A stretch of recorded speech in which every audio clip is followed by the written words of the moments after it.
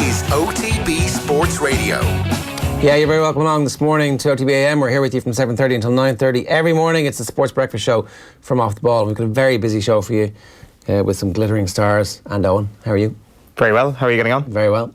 What's going on? Not much now. Yourself? You were out hanging out with rugby royalty yesterday? I was, yeah. Brian O'Driscoll and Jamie Heaslip down at the Marion Hotel promoting Land Rover ahead of the Rugby World Cup. And it's a strange one because when Ireland have a horrific defeat, there's always way more to talk about. 4 weeks of Ireland crushing opposition in warm-up matches would be a very boring affair. Yeah. And so I guess you have to say thank you to Joe Schmidt and thank you to the Ireland rugby team for giving us stuff to talk about. Content is all about the content. It's all about the hashtag content. And it wasn't just that. I mean, there was rugby writers down there yesterday who had to dash across to the Joe Schmidt press conference, which not a lot of people were expecting to happen yesterday. He rarely does press early in the week. So he fronted up and he wanted to face the media head on, and I guess fair play to him because he obviously felt that there were a few questions to answer, and it definitely seems from the tone of pundits and respect to pundits like O'Driscoll and Heaslip and from the tone of Joe Schmidt that we will see something of a second chance this weekend, or a final chance perhaps for a couple of people this weekend. Yeah, I don't know what's going to happen. I mean, Jack Hardy's going to start and it looks like Sexton's going to be in the bench, and Sexton's going to have like 20 minutes, 25 minutes of game time. So there's also, he was talking about the hooker position a good bit, and he came back to Best a couple of times in the conversation. One was like, that's all external noise, there's no internal noise around, when he was asked about Rory Best not being captain. But then later on he did say there's 4 hookers, they're all driving each other on, there's only 3 spots. And I don't know, it's like the one that Rory would be interested in was the internal noise, and I was like, not very plain speaking, I don't think. All a little bit clouded, and maybe the clarity of communication is much better when he's in a room telling people your place is on the line here. Yeah. Whereas obviously you're not going to say that to the media. So yeah, well, like Best was supposed to be at a media event today, and that's been postponed for a couple of weeks due to an increased training workload. So I presume that comes from the internal noise that he's talking about, that he will have to personally ramp it up quite a bit this week, and that isn't a surprise to anybody. Yeah, but isn't today their day off anyway? Isn't it a day off? Like I don't recall. I don't think they train too often on Wednesdays. All right, that's maybe there's like a sudden. That could also be it as well, for sure. It does seem that your theory yesterday of just bringing Rory Best as a captain but not as your starting hooker is going to be veering towards reality soon. That's what I got from Schmidt's quotes yesterday, that he's certainly considering that prospect. Peter Mahoney's going to captain the team this weekend, apparently. Think about that though, you need another captain, right, for the big games. And so, is somebody your captain just for the big games? Or are they then your Ireland captain? Well, that's a very good question. I mean, you would have thought that your Ireland captain would be your captain for your big games. There shouldn't be any difference there. So, you're like a vice captain. You're demoting Rory Best to vice captain, essentially, because Peter Mahoney is then going to be your captain when the World Cup kicks off against Scotland and we have Scannell starting at hooker. Well, that would be, yeah, like Peter Mahoney would be your de facto captain, but his title would be vice captain, or... No, the other way around. Well, Rory Best would still be captain of the Ireland rugby team. Well, he's not playing. He's not going to get stripped. Who's taking the toss? That's what I'm saying. He's de facto captain. He's not though. Like, I mean, it's... He's de facto, not the captain. Yeah. Exactly de facto. That is de facto. Johnny Sexton, Peter O'Mahony, Rory Best, Robbie Henshaw perhaps, Rob Kearney, they've all been named as people within this leadership group. And we keep banging on about the fact, the term leadership group, as we have done over the last couple of years, and this is where it really happens. This is where the leadership group is supposed to be a group, and where they're supposed to actually have an impact on that front. So it shouldn't make too much of a difference. Now, how does Peter O'Mahony say differ from Rory Best in terms of his on-field leadership? You would say not too much. He's a fantastic leader. The only way we can actually really appreciate it when we're sitting at home watching this is how they communicate with the referee, and maybe there's a bit of a difference there. There's certainly a big difference between how, say, Rory Best and Johnny Sexton would communicate with the referee, but between Rory Best and Peter O'Mahony, I wouldn't say there's too much of a difference, and I would say O'Mahony would be, when he wants to be a cool head, because he knows he needs to be fairly relaxed when it comes to talking to the ref. So, in truth, though, it would be the stripping of Rory Best of the captaincy, because he's not going to play in the big games, and your Ireland captain is your Ireland captain. Is he going to be on a bench? No. Because Sean Cronin's a better impact sub. Well, let's like if he was on the bench, if he was coming off the bench, do you change the captain if Peter O'Mahony is starting? Because you need an on-field captain. I can't see the Ireland camp coming out and saying Rory Best is no longer Ireland captain. It will be done without a formal announcement. Yeah, it'll be like the Jim Gavin video to Dublin TV, where it was like, oh, by the way, Dermot Connolly's back playing. Or like basically retiring Bernard Brogan after the Tyrone game this year. What did he say? Well, no, he didn't say anything. It was just in practice. It was like that is very good chance that is his last ever Dublin game. Yeah. And no sort of fanfare about it. That's just the way it happens. You don't think he's any chance of making the bench this weekend? Doesn't seem like it. Doesn't seem like it. No, it's you. I would be surprised to see him on the bench. Would you? Not that surprised. If there's room there. There's definitely room, but it's probably between him and McMenamin, and maybe they feel like at this stage McMenamin still has a bit more to give. Owen O'Gara is in the mix. O'Gara didn't make the bench the last day. That's what I mean. Is O'Gara is Brogan definitely next one up when it comes to putting it forward onto the bench? Like there's no guarantee that he's not playing any better than Owen O'Gara in training, and there's no chance Jim Gavin is getting sentimental when it comes to this year's All-Ireland. There is absolutely no chance, and I don't think he's ever been sentimental in fairness, but I thought Brogan did well in that one little cameo where he flicks the ball out and makes the goal, like with great athleticism for somebody who is supposedly at the end of his career. It would be the most un-Jim Gavin thing ever if he did want to give Bernard Brogan a cameo just to finish off his career. And it would be. How many points would they need to be up for Jim Gavin to get sentimental? Well, he'd be giving him a cameo to win the game. That's what he'd be thinking. Is he my Seamus Darby? I'm killing Seamus Darby in the ghost of the notion that somebody's going to slay the 5 in a row.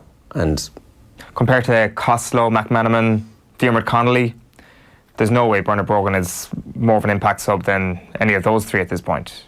And I think Jim Gavin probably feels the same. Yeah, well, look, here's the thing. You're probably right, but we haven't seen it. We haven't seen him be an impact sub. We haven't seen them use him as an impact sub and see what impact he was able to make. Like, you talk about him performing well against Tyrone, but like Bugler was a better performer that day against Tyrone, and he'd be more of an impact sub at this point as well. So I don't know. That's a good point, right? So the likelihood is he and Paddy Small are the other forwards. And Paddy Small, of course.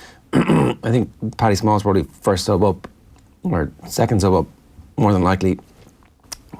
Is there a possibility that an All-Ireland final for the first time for Bugler is something that you're like, okay, well, actually, maybe that's his next year's destiny, but this year we need somebody who knows exactly what it's going to be like coming on in that game? That's true, actually. That's against Kerry.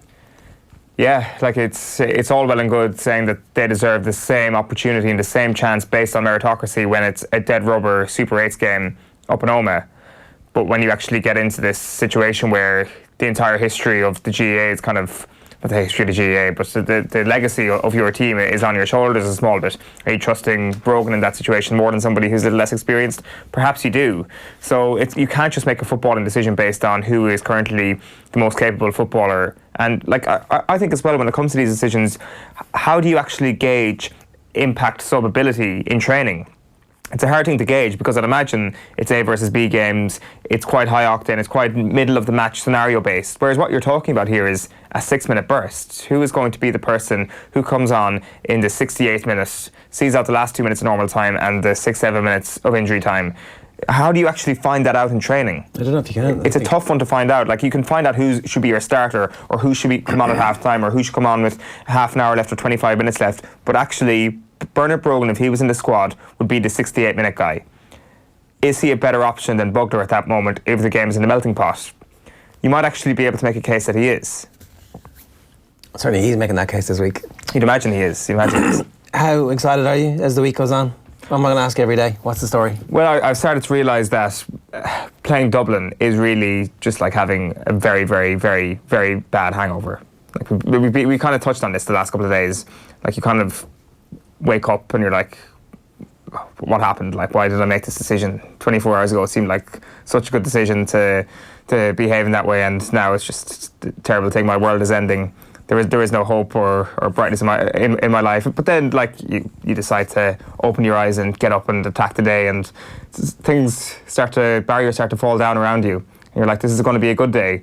Then all of a sudden you get slapped right back down again. You're in pain, but you don't know where. You hurt everywhere, and basically you just kind of cuddle up in your ball of fear for the entire day. And that's exactly what it's like to be facing into a game against Dublin. So you got the ball of fear at the minute. Yeah, You're at the fear stage of the 7 stages of fear of playing Dublin. there is no hope in my world. Here's what's coming up on the show today. Bronagh just called Jamie Heaslip coming your way at 8 o'clock. Going to bring the sports pages in just a minute. After that, around about 8:25, going to talk about the rugby of the weekend. Andy Mitten's going to join us. Alexis Sanchez obviously on his way out of Manchester United. That's the breaking news overnight. Dublin against Kerry, going to preview that around about 8:45. And the sports news with Phil at around about 9:10. You can tweet us, you can get involved in all the conversations that we're having by just leaving a comment on whatever stream you're watching us this morning. Some people watch us on Facebook, some people watch us on YouTube, some people watch us on Periscope or on Twitter. And then again, loads of you are now starting to tune in to OTB Sports Radio. The best place to do that is on the Go Loud app. Go Loud. Oh, I saw somebody tweeting about this. A Kerry person. Saying that you call it Go Loud. Coming at us every different way they possibly can this week. Go on. You can't distinguish your D's from your T's. Wait, what is that? What are they called? What's that? Not being able to do that. Trent, what's that? What Doesn't ring a bell for me. All right, go on. To be quite honest, all Kerry people are very well spoken, sure. Say it. Go Loud. Go Loud. Go on. Go Loud. So it's just that you have that little lilt. The poetry in how you say it is the thing that defines it for other Kerry people. Yeah, well, all I'm saying is that I've just contributed to about 400 million people extra downloading the Go Loud app, so it's a secret code you have. Are there other little bits of stuff to your other conversations you're having secretly, like, that we're unaware of there? 100%. It's like if you play all my conversations backwards, I'm actually just praising Satan and all that sort of stuff. But what was that? Stairway to Heaven, was it? Was it? The Led Zeppelin song, if you play backwards, it was just... Pie into... Yeah, it was all about 666 and all that sort of stuff. Oh, that's basically very me. creative. But if you rewind my conversations, I'm like, Kerry for Sam, stop the 5 in a row. The Go Loud app. Sounds like Go Loud. Yeah, exactly. You've been saying Go Loud, but Go Loud is actually the name of the app, and you should download it. Loud, L-O-U-D, the Go Loud app. That's a really good place to listen to OTB Sports Radio. There's about two early bird places left on our golf trip. Have a look at this, and afterwards, phone Cassie Travel and get on the phone and book. Join Off the Ball in Abu Dhabi this November 17th to 23rd for the inaugural Off the Ball Open. With flights from Dublin, 5 nights in a 4-star hotel, golf on 2 championship courses, gala awards dinner, Peter Lorry golf clinic, and a live Off the Ball roadshow. You can also hang out with some special guests, including Kevin Kilban and Kieran Donaghy. The inaugural Off the Ball Open. Book now at CassidyTravel.ie and check out offtheball.com. Yeah, if you want to get involved in that, then you better get your finger out, because the early bird places are going very quick, and we've got about 2 left, I think. So you should make those phone calls for you today. Now, a reminder that tomorrow from 7 a.m. all the way until midnight, we're doing nothing but talking about the All-Ireland football final and some other good stuff across the day, obviously, as other stories happen, as you would expect on the show. So this Thursday, it's a full takeover. We're talking about nothing but the All-Ireland football final. You got a full Kerry hour? Full Kerry hour, yeah. It's starting to come together nicely. We've got another Kerry man in studio. All right. Which is really breaking new ground, because Stephen Doyle's been planning his Dublin hour. I've been planning my Kerry hour. And with a Dublin hour, it's like, how many people will I tell to come down the road for 15 minutes and pop in the studio? Whereas it's obviously not exactly the same case to actually try and find multiple All-Ireland winners from Kerry who can actually come to the studio. So Sean O'Sullivan is going to join me in the studio. We've got Mark O'Shea and Darragh O'Conada coming on for a chat. We've got Barry John Keane coming on for a chat. And there's still one to be confirmed, another Kerry big legend. Fish. Right. Yeah. If any big fishes out there want to help Owen with his... We're almost there. We've got a big fat crappy quiz of the Gaelic football season as well coming up. Right. Usually it's only a one a year thing where I stand behind that massive pulpit and call out questions to 6 people, but we're actually going to do it for tomorrow as well. For the Drive for 5. For the Drive for 5. Did we get away with it for the whatever for 6? Yeah, what is that? We need to really start coming up with this. Mix for 6. The skip for 6 or something like that? Mix for 6, I don't know. It's hard to find any words that end in that. Kicks. Yeah. Well, like... The kick for 6. That's what it's going to be. Yeah, that's absolutely terrible. Crap, yeah. It's terrible. I'm not standing over that. Right, we do have some brilliant prizes for you this week on OTBN. We're definitely standing over this. With thanks to Dominic Smith, Expert Electrical in Dundrum, as they mark the launch of their exclusive new TV and home entertainment showroom. Every morning, we've been giving you the chance to win a €100 voucher for Dominic Smith Expert Electrical. On Friday, anybody who entered the competition all week is going to be in a draw for the overall prize of the state-of-the-art Sony TV and home entertainment system worth €4,000. It is a 65-inch Sony Bravia OLED AG9 Smart TV, from Sony's new Masterclass series. This is a beautiful piece of kit. With the latest OLED technology, wide viewing angle for a more natural picture and built-in acoustic surface audio. This next generation Android Smart TV provides viewers with a multi-dimensional cinema viewing experience. To enter, share this morning's broadcast of OTBAM wherever you're watching or listening to us, and you can send us your first TV sports memory, the first sporting moment that you remember watching. Dominic Smith, Expert Electrical, is one of Ireland's leading premium electrical and home entertainment retailers. What have you got? Earliest sporting TV memory. Yeah. I do remember not being at a ground very, very early in my life, and I do have some very minute recollection of the 1997 All-Ireland, which I wasn't at. I remember... You were 3, were you? Yeah. Which, obviously it's not a significant memory whatsoever.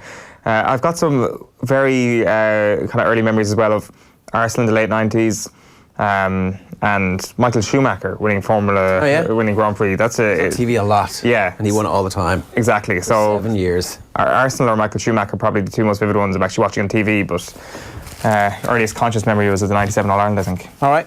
Here is the Examiner this morning. Best man for the job. That's a question mark.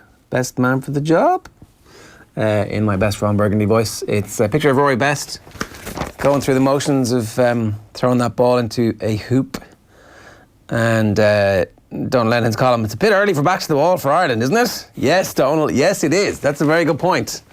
Whatever about it's the most scientifically prepared group ever of all time, and they've got all this pre-season, they've got it down, it's like a big burst, then a week off, then a big burst, and a week off. It's like, well, not exactly working, is it? I mean, has it so far worked? Has it been the best prepared World Cup team of all time for all the science, the backroom team?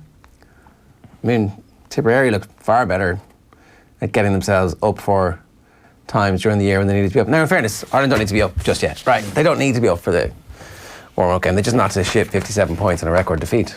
It crushes morale. The Irish Times leads with the GAA and it's Darragh O'Shea's column.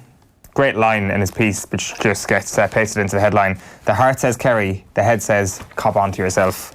It's a very, very good piece. He talks about the week of an All-Ireland final, stopping for conversations as a player, and Bomber Liston stopping him 1 year and doing the one thing you're not supposed to do, which is asking about the intricacies and the details of how exactly people are getting on. Like he talks about 2009, how's David Moran going? How's Tommy Walsh getting on? What will the team be? Now, Bomber, there's a time and a place. None of this was doing anything for my sense of calm or perspective.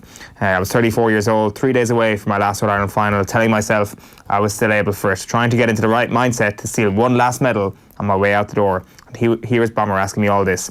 Well, it's like this, Bomber, I said, deciding to have a bit of fun with him. As long as there's 3 O'Sheas in it, they can build a team around us. After that, I don't really give a flying. And I turned away, walking away, laughing to myself. I heard afterwards that Bomber went straight to Shawnee Walsh and told him all about it.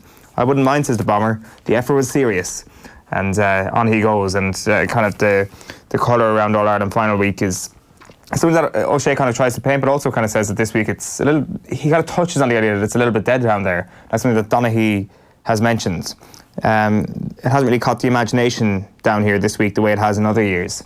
That's the only thing he mentions about that, but it has been mentioned a little bit throughout the last couple of days, and he mentions that perhaps it's like Rose Week down there and stuff. It's the first time ever you'd have an All-Ireland football final involving Kerry on the end of that week, which I guess for Tralee people is a big deal, and maybe the people, the publicans and the people who put up the flags are too busy making money really at this time of August to be thinking about an All-Ireland final, because the September thing probably suited them a bit more. Yeah, no doubt. And I don't know, maybe you revisit that and you start the rest of the season a little bit later and you divide the club season up a little bit differently. The Racing Post, bring it on, and this is advertised team relishing the prospect of Sovereign's rematch. There'll be no holding back at Haydock have advertised 10 Sovereigns face off again in next month's Sprint Cup. And Labour in pledge to review use of the whip. A future Labour government would launch a review of the whip in racing as part of moves to radically strengthen animal welfare law. The Herald goes with Stephen and Jim could go. This is Barry Cahill talking yesterday, expecting big changes if the champions do make history. This is something that I'm not so sure about. Like, the Dubs have this completely different perspective of what history is to the rest of us mere mortals. 5 in a row is this untouchable achievement, this unachievable thing. To Dublin, once they do it, you'd imagine they sit down a couple of weeks later and they're like 6, 7, 8. Well, let's see what we can do. No? Why abandon the legacy? Why abandon this. What would be the creation of the next unachievable thing, the next thing that really actually would be unachievable. No other team might ever be able to do it again. And I would say that would be something that will certainly keep Jim Gavin around. Stephen Cluxton, though, he's got to depend on athletic ability a bit more than Jim Gavin does, so it might not be in his hands. Back page of the Star this morning, Drive into the Sunset is the same story. Kyle says Gavin and Cluxton might go if Dubs get 5 in a row, but their front page story is Vinnie Murphy saying, I'd be amazed if Jim walks away. So, a difference of opinion. The photo finish of Sam Bennett finishing second in yesterday's stage, which would have given him back-to-back stage wins at the Vuelta. And I don't know if you can actually see that picture in the top right-hand corner, but it's like barely the width of a wheel that he finishes second by. And then a big story which I didn't see anywhere else, Zlatan is ready for Ole's call. The lion still roars. Who do you think Zlatan's talking about? Zlatan. Zlatan, correct. Obviously. 100 points. I would still play easily in the Premier League. If United needs me, I'm here. I keep an eye on how United are doing. I look out for them. I saw the last game against Crystal Palace, and if they had scored the penalty, then it's a different game. Who would have scored the penalty? Do you reckon the Lion might have scored the penalty? I think the Lion. He would have roared. I think the Lion would have scored the penalty. He would have brought his pride to... All Ole Gunnar Solskjaer has to do is just pick up the phone call, pick up the phone ring. Can they? They can sign him at Christmas, can they? Is that how that works, or is Probably it like, can, but they obviously shouldn't. I mean, It's a bit annoying. Zlatan's a bit annoying, isn't he? They really should sign. That would be like the most retrograde step of all time, but like typical post-Ferguson United. It would be perfect. You know, Solskjaer needs like 3 wins to save his job before blah, blah, blah. So he signs that and they get 3 wins and then they get sacked anyway. It's like the man who's just got his life together. He's finally come clean, managed to unloosen Alexis Sanchez away from them and get rid of the club, and then be like, relapse straight away and sign Zlatan Ibrahimovic and go back to their old failings. Yeah, not a good move. Back page of the Times is Sanchez. He's told go or play for a second team. This is something that I think has developed a little bit more overnight. It seems that he is close to securing his loan move to Inter Milan. Antonio Conte wants to play Sanchez and Lukaku up front in Serie A. It's mad, isn't it? It kind of is, but at the same time, I do feel that there is something about Sanchez and Lukaku that we're judging them on Manchester United form way too harshly, because Manchester United form hasn't been a fair crack for anybody over the last couple of years. I think on Sanchez, I don't think you can. First of all, I don't think you can judge them the same, Lukaku and Sanchez. They've both been poor. Sanchez has been worse. Lukaku, bit younger, bit more potential, probably a bit more equipped to do well in Serie A as well. He scored at the weekend. Granted, it was a bit of a tap-in. It wasn't exactly the most extraordinary goal ever, and we'll have to wait and see how he actually does. But I think he was, if you take everything into account, a good signing for Antonio Conte. Sanchez, I'm not so sure. Granted, he was never given a role in a 2 up front alongside Lukaku at any point really at Manchester United. He was playing too far away from goal, so perhaps this will reignite his career. He is better than what we've seen at Manchester United, but I'm not sure if he's Arsenal level Alexis Sanchez anymore. We'll see. The Irish Daily Mail this morning, nobody's safe. Schmidt ready to make shock calls if needed.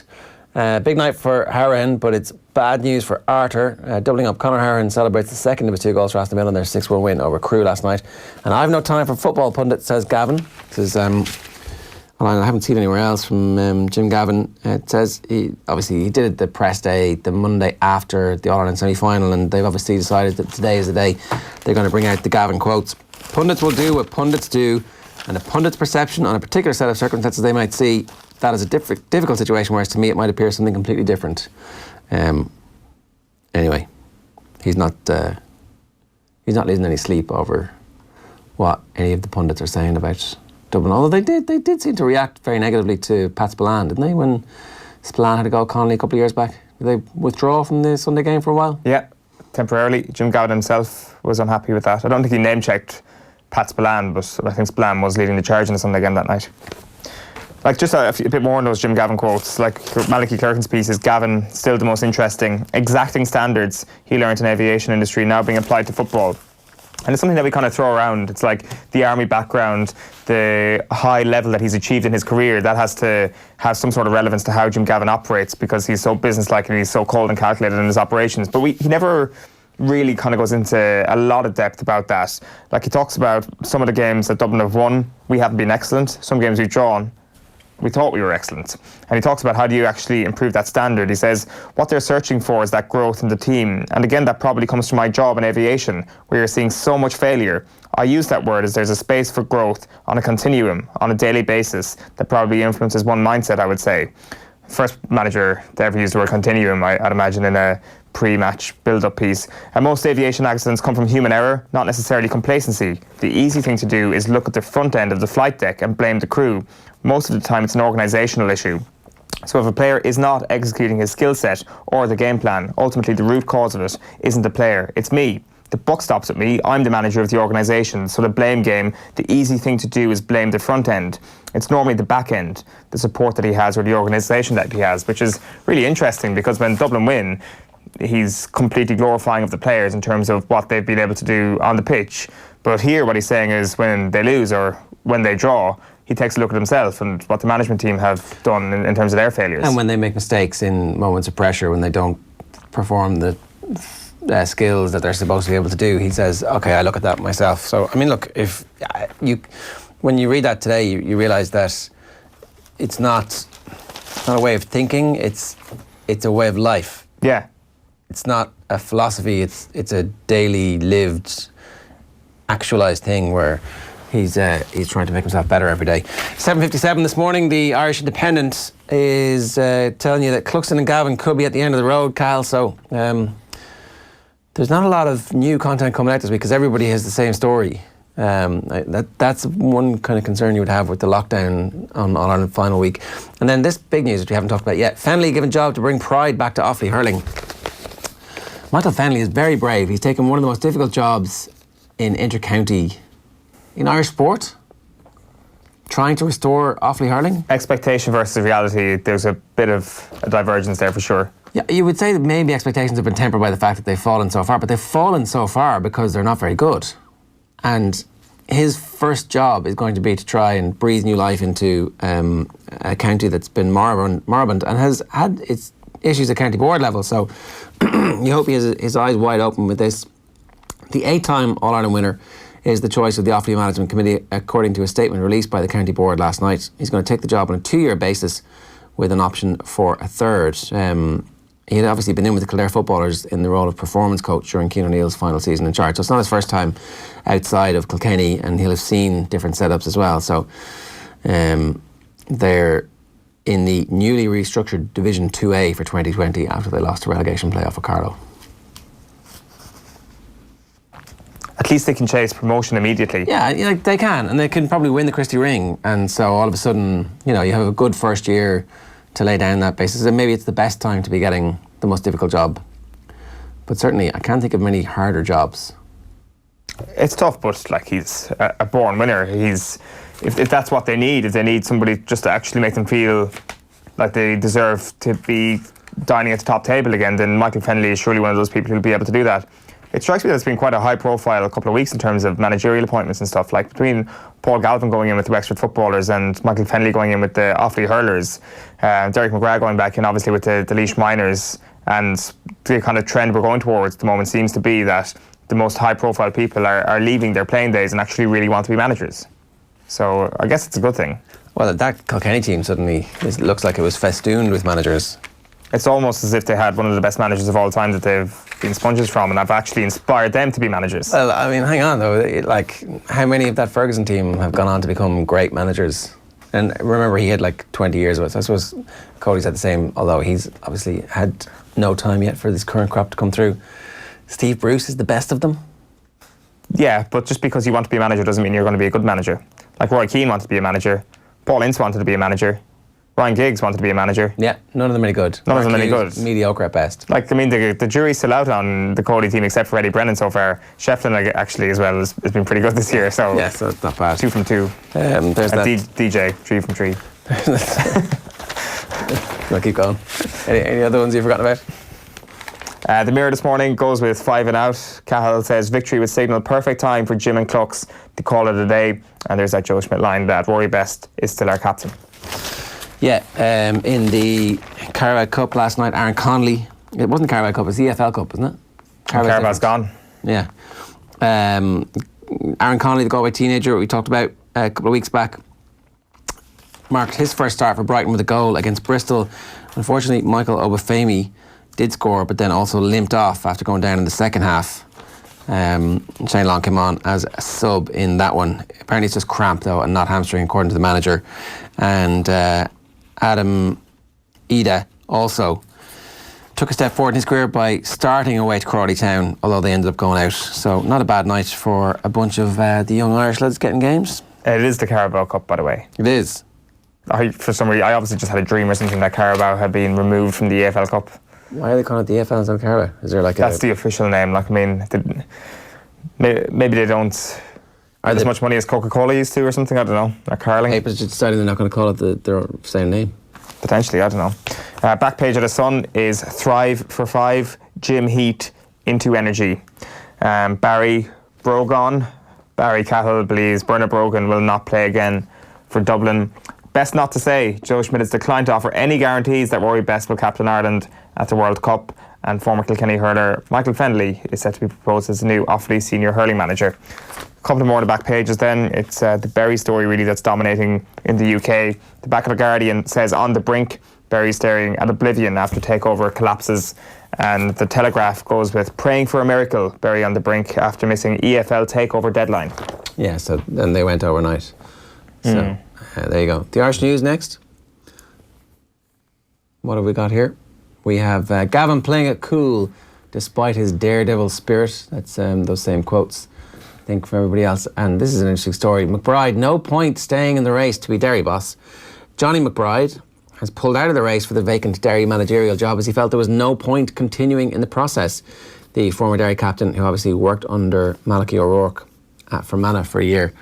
And is the implication that the job has already been sewn up? That Rory Gallagher has the job? Is that the implication? You'd assume so. Like, and really, if you are the Derry County Board, you look at a guy who comes with a lot of profile and somebody who comes with a lot of experience and somebody who is possibly more proven than any of the other candidates at the top senior level. And maybe Derry are actually just sick of hanging around at the moment. And I know they got to a Division 1 league final there in, what was it, 2013-14, which is mad that was only within the last 5 or 6 years. But maybe they're sick of the interim period, which is complete and utter mediocrity. The Derry Director of Football, apparently Brian McIver, met Rory Gallagher late last week, and ever since, Gallagher has emerged as the favourite. Yeah, I think it's a good appointment. I think it's I think that option is there and Gallagher's interested. I think Derry just need to go with it at the moment. I know they've got decent young teams coming through as well. And I guess if you have them in the hands of Rory Gallagher, you'd be fairly confident. The only issue I'd have, and it's not even that big an issue, is just how Fermanagh played. And I guess the way they played was probably, there's a case to be made, the best way they could possibly play. It was the only way you could get the best out of the bunch of players. Part of me kind of thinks that they could have been a bit better. They have better footballers than some people think. But ultimately, Rory Gallagher had a system, he had a philosophy, and he stuck to it. And I think there's a lot to be said for a manager who feels that strongly about a certain way of playing. And look, it's going to be interesting to see exactly what the response from the Derry footballing public is. Anyway, you mean Joe Bradley? Yeah. Here's a roundup of the UK back pages, because obviously, anyway, look, sure, you know the crack with that one. On the brink, Berry staring at oblivion after takeover collapses. We did that one. That's the Guardian. This is the Independent, London Independent, the end, and it's a picture of Berry, and then Bolton on the brink as well. Anderson, okay, yeah. Fight clubs, emotional fans out in forces, their teams battle, stay alive. It's a no-deal nightmare for Bolton and Berry. That's the Mirror. The Star on the brink, bleak future for crisis clubs. The Lion still roars, Zlatan drops United hint. Okay, the Star had it too. And then that is also the Telegraph there, praying for a miracle. Berry on the brink. Sanchez told go or play for second team. Did that one. And the Wimbledon umpire got fired for doing some interviews. He, like me, thought that Federer was going to win, but then choked. Federer choked. Yeah, he mentioned some rule changes that need to happen in the sport as well. And the ATP were like, or is the ATP that runs the refs? Or the umpires? Not sure. They were just like, no, you can't be doing media without getting our permission first. To be fair, if you're going out in the media and suggesting rule changes as an umpire, probably not the smartest thing to do, but you don't really blame him for saying, I thought a guy who had 2 set points was going to, or 2 match points was going to actually win set match. Especially when it's Roger Federer. He'd done like 20 odd years, so maybe this was his, I'm getting out of here now. Here's my way to do it. Anyway, it's 8:05 this morning. You're watching or listening to OTBAM. You can listen to us as radio in your earballs. if you get onto offtheball.com/radio.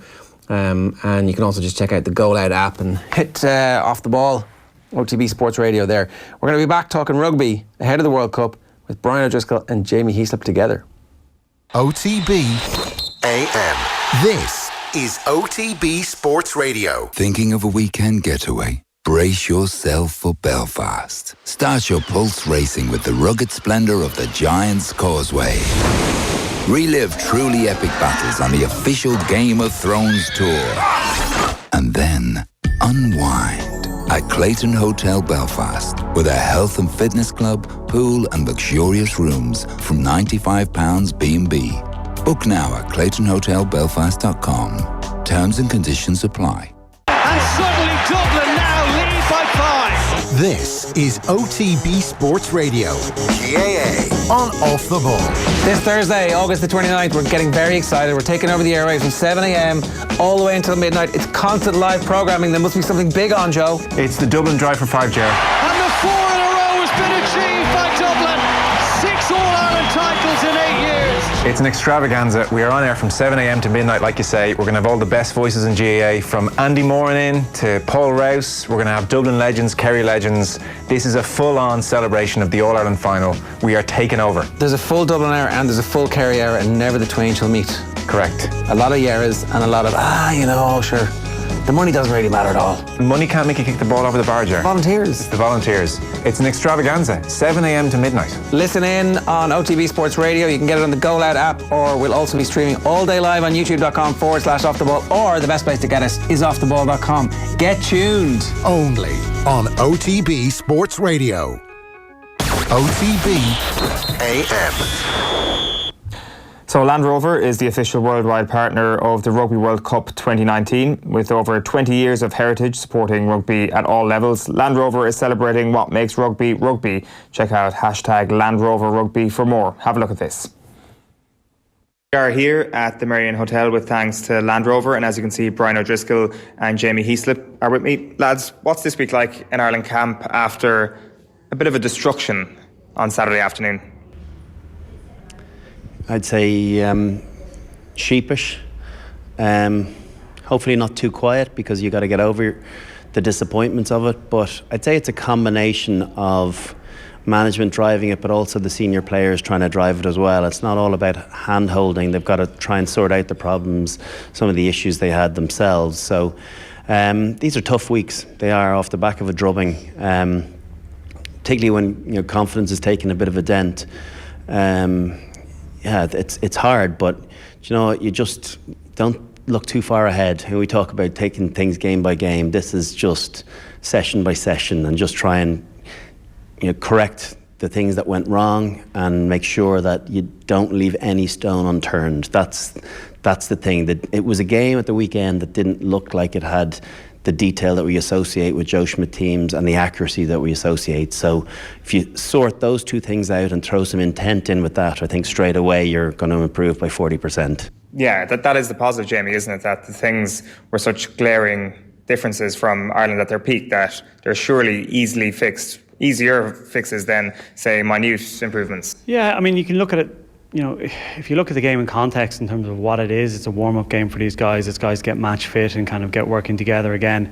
And despite all the fitness that they've done, I always found you need the guts of 2 games to get up to match speed. I think you saw a lot of guys who weren't up to match speed, who are kind of chasing the game, almost looking at the game at times. That's to be expected. But kind of to dovetail on Brian's point, what wasn't expected was the amount of real basic errors that we're just not used to seeing. Execution off the set piece, for example. Ireland are so dependent on the set piece to kind of get into the game that that kind of surprised me. I'd be really interested to see what changes he makes to the squad this week in terms of giving players opportunity, because it's the last chance for a lot of guys to show their hand to get into that World Cup squad. But even with those changes, I would like to see a lot of progression in how they're playing and the execution off set piece and the detail around that. Well, let's get into that then. Let's talk about the personnel changes that you expect. We might start with you, Jamie. What changes do you expect, assuming Schmidt wants to win this Saturday, which I presume he does? Well, I think every time Ireland go out and play, they want to win. The outcome probably isn't as important as opposed to the way they're playing. But for me, look, I've been beating the drum about Jack Conan, and I think he's been the informed number 8 for, probably since I was playing. Even when I was playing, I thought he was always pushing me, challenging me, and I think he's really grown into his own. And I would like to see Jack start. I think he brings a lot of variety to the game. Do you think there might be something at training where he hasn't quite delivered? And we talk about games being, the litmus test, but they're not really. They're just one showing, and I know it's on the big stage and crowds and TV and a different level of intensity, but there's lots of other trials as well. Every day that you go out on a Joe Schmidt training session, you're being put under pressure, and I just wonder, that he hasn't been given his opportunity. Is it because that he hasn't quite delivered the way Joe would have wanted it on the training ground? We're not there, right? Obviously, but for someone like Joe, I think and he correct me if I'm wrong here now, I think he's someone that he wants to know what he wants to know what the outcome is. He wants to know what he's going to get from a player. And I think look, we're not there. We're not seeing what's happening day in, day out. We're not seeing how guys, are they knowing their job role when they're just doing a walkthrough. Nothing drives Joe mad more than you're just doing a walkthrough of kind of some of the plays and you mess up and you don't know your role. That's not acceptable. So that could be something being factored into it. I mean, I'd also love to see, we're talking different players, I'd love to see Tadhg Beirne as well get a start. I don't know where you put him, if you put him in the second row or in the back row. Probably second row is where they're putting him right now. They're the two kind of forwards I'd like to see, and maybe Niall Scanlon as well get a go. Because I just think he's earned the right to kind of showcase himself. But you're right, I mean, we don't see what's happening in the gym. We don't see the work they're putting in on the laptops. We don't see how they're recovering. We don't see the stuff on the pitch when they're training. And they're all things that get factored into Joe and the other coaches' kind of decision making. Would you go along with that? Beirne, Scannell, Conan in for, I presume, Klein in the second row, Rory Best and CJ Sander to miss out. Is that basically what we're thinking here? Yeah, and maybe you could mix it up properly. Maybe you could, if Ryan comes back into the second row with Toner, maybe there's the chance of playing Henderson at 6 as well. He was probably one of the ones that wasn't at his best, but he wasn't shirking. Shirking is the wrong word. He wasn't taking a backward step, so to speak. So he, maybe him at 6, maybe Pete across to 7. I don't know. You could mix it up massively and really rattle a few cages. Or you could go back and try and give guys a second chance to put things right. I think in the back line, I think Jack Carty absolutely deserves his first start. I think, it was a dress rehearsal for Ross Byrne, and he didn't get the platform, but I don't know if he handled the pressure and the quality of ball like you would hope your potential replacement for Johnny Sexton on a bench to do in a World Cup game against Scotland or against Japan. So I think for me, Jack Carty, when he did come on, even though it was still poor quality ball, that he probably got himself out of trouble a little bit more, and he definitely deserves his opportunity if Ross got his last week. And then you need some of the big leaders back. You need Keith Earls back in there as well. You need Robbie Henshaw back in there, and you want him getting game time. Bundy Aki hasn't had many poor games for Ireland, but that was one of his weaker games, and he'd be absolutely bulling to try and get back straight in the team again and get his game right. But I think those different combinations, the ones that you're looking at starting in the Scotland and Japan game, Earls in there, and the centre combination of Ringrose and Henshaw, it's important that we see that and they get comfortable again with one another, having not played since the end of last season. On a leadership point of view, the idea of Rory Best perhaps not being the starting hooker anymore could be a realistic possibility. Do you still keep him as captain? Does he still have something to offer as a leader around the camp, even if he's not starting at number 2?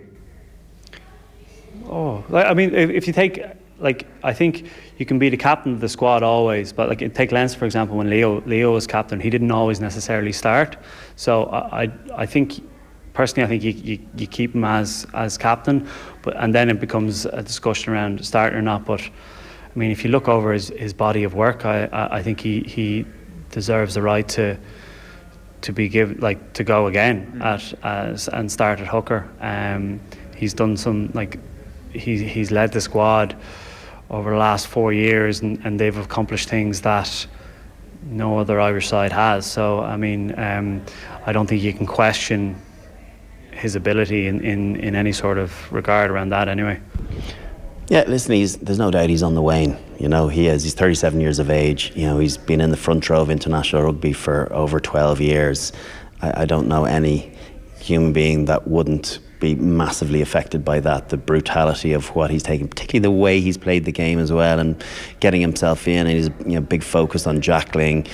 But for me, with Rory Best, he doesn't have to be one of the best players on the pitch. He just has to facilitate others to do their best job, and he needs to get his darts right. He needs to scrummage well, and he just needs to hit rucks. He doesn't have to be a ball carrier anymore, because I think that has been his ability to do that has been watered down in recent years. He's lost that little bit of spark in the legs. So just do the simple things very well.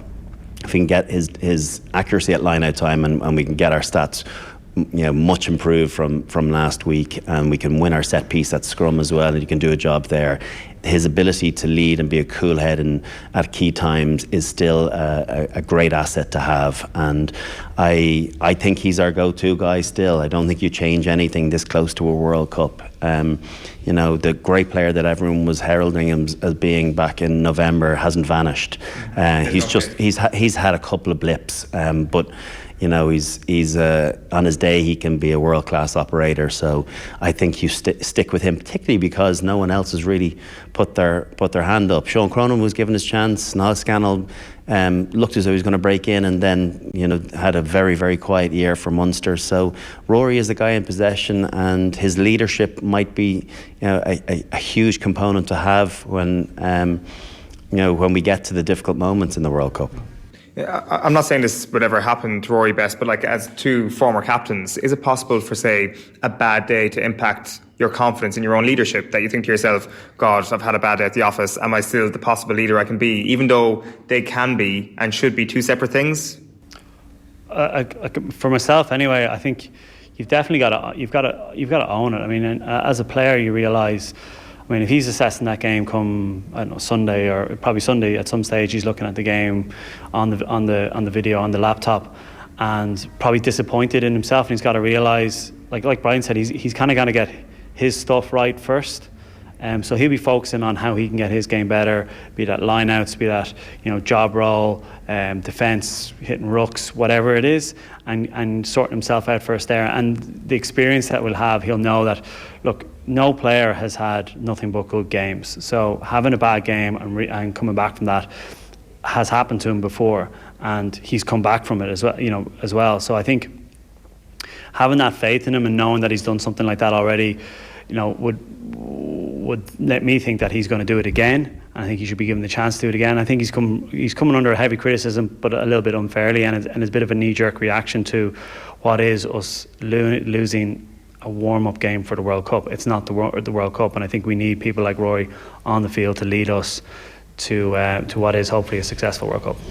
Yeah, I don't know if I 100% agree with the reaction. I think when your set piece struggles like it did, someone has to hold their hand up, and there's a multitude of factors. Maybe they were talking about the speed at which they were throwing their lineouts in, letting England set. Yes, you didn't have Devon Toner there, but the difficult thing from a leadership point of view that I would say is that when you're not having a good game yourself, it's very hard to bark orders and change the momentum of a game when it's not going right for you. And you try and get your own house in order first, to then worry about the collective house, and that is probably where he struggled at the weekend, and that's where he just needs to get that aspect right. And you talk about leadership being, a vocal component. That's a very small aspect to leadership. Leadership is all about how you play and how you showcase, or push the team forward with your own performance, and if he can get that part right.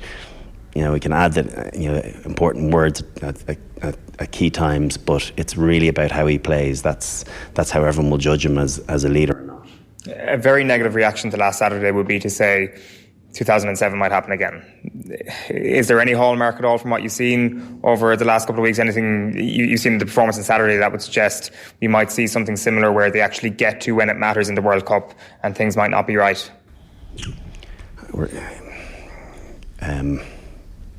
it's hard to know because you're trying to preempt what might happen next week. I tell you what is really important is the next game.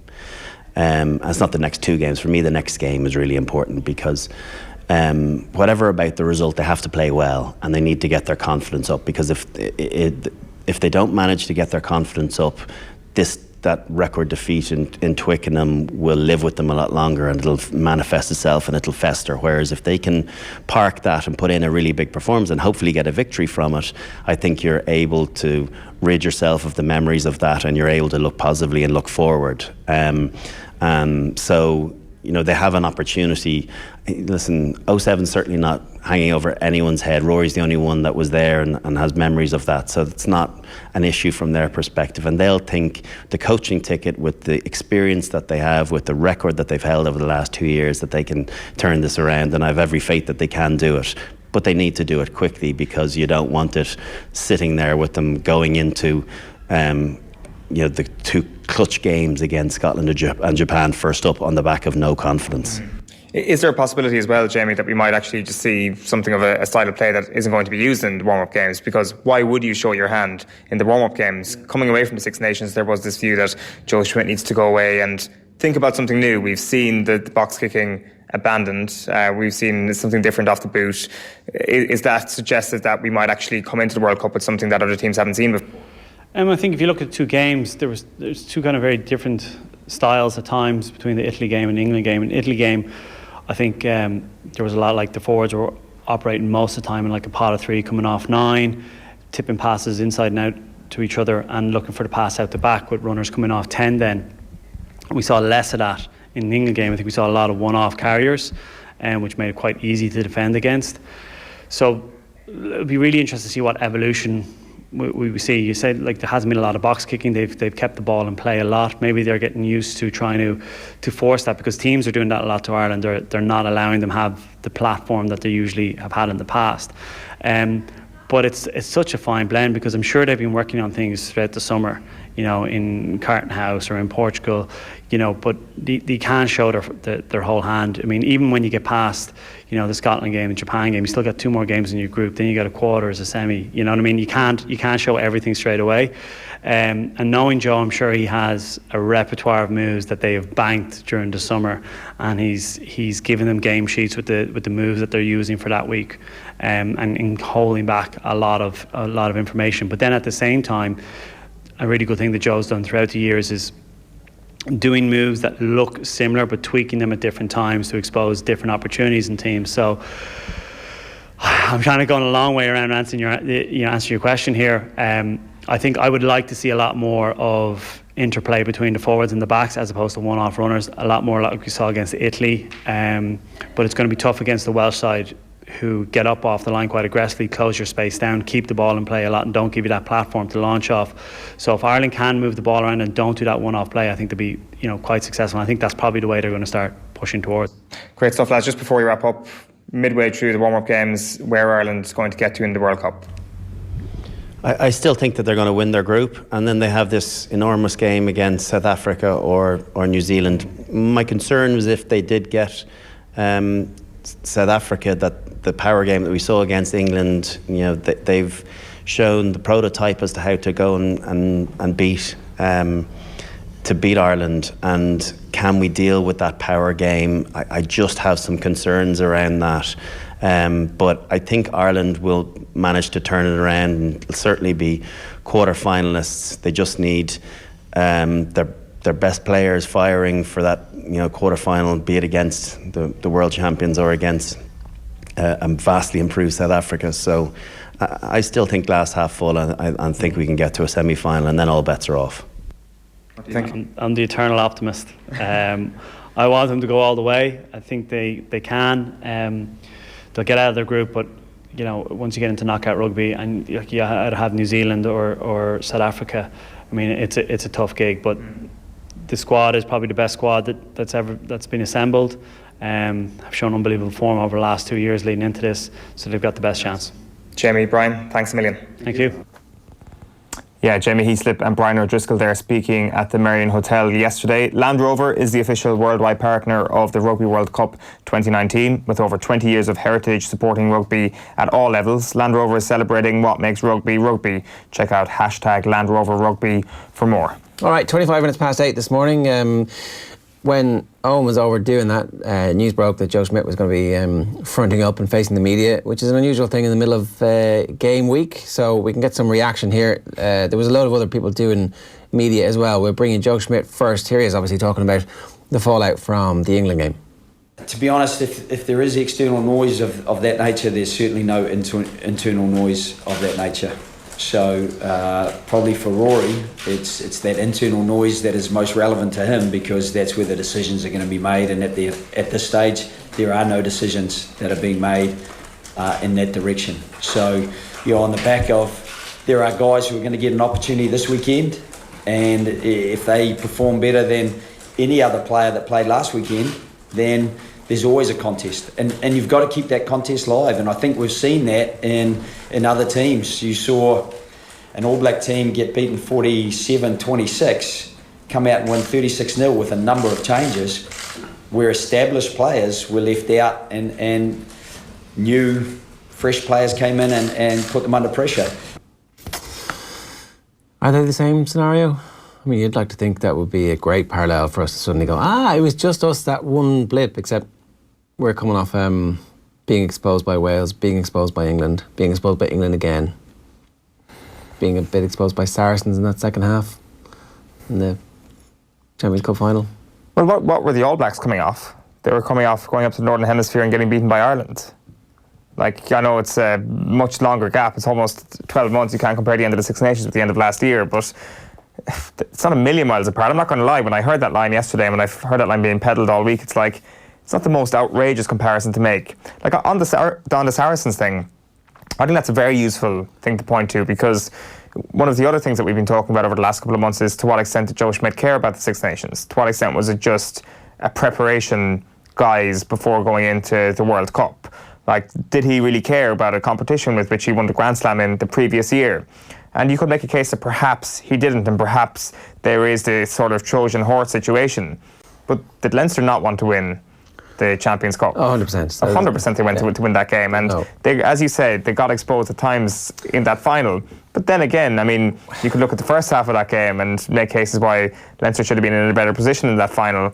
Ultimately, Saracens were the dominant team, and really with two teams going hammer and tongs at it, Saracens, the English players, were better than the Irish players on that day. And I think that is a fair comparison to make. So, I don't know, I think that there is multiple different ways that you can look at this, but I certainly bought into the kind of New Zealand comparison a little bit this week, that really you can change things around very, very quickly at this point of the year. There's massive amounts of changes that you can make. Different players will come in who weren't in that game.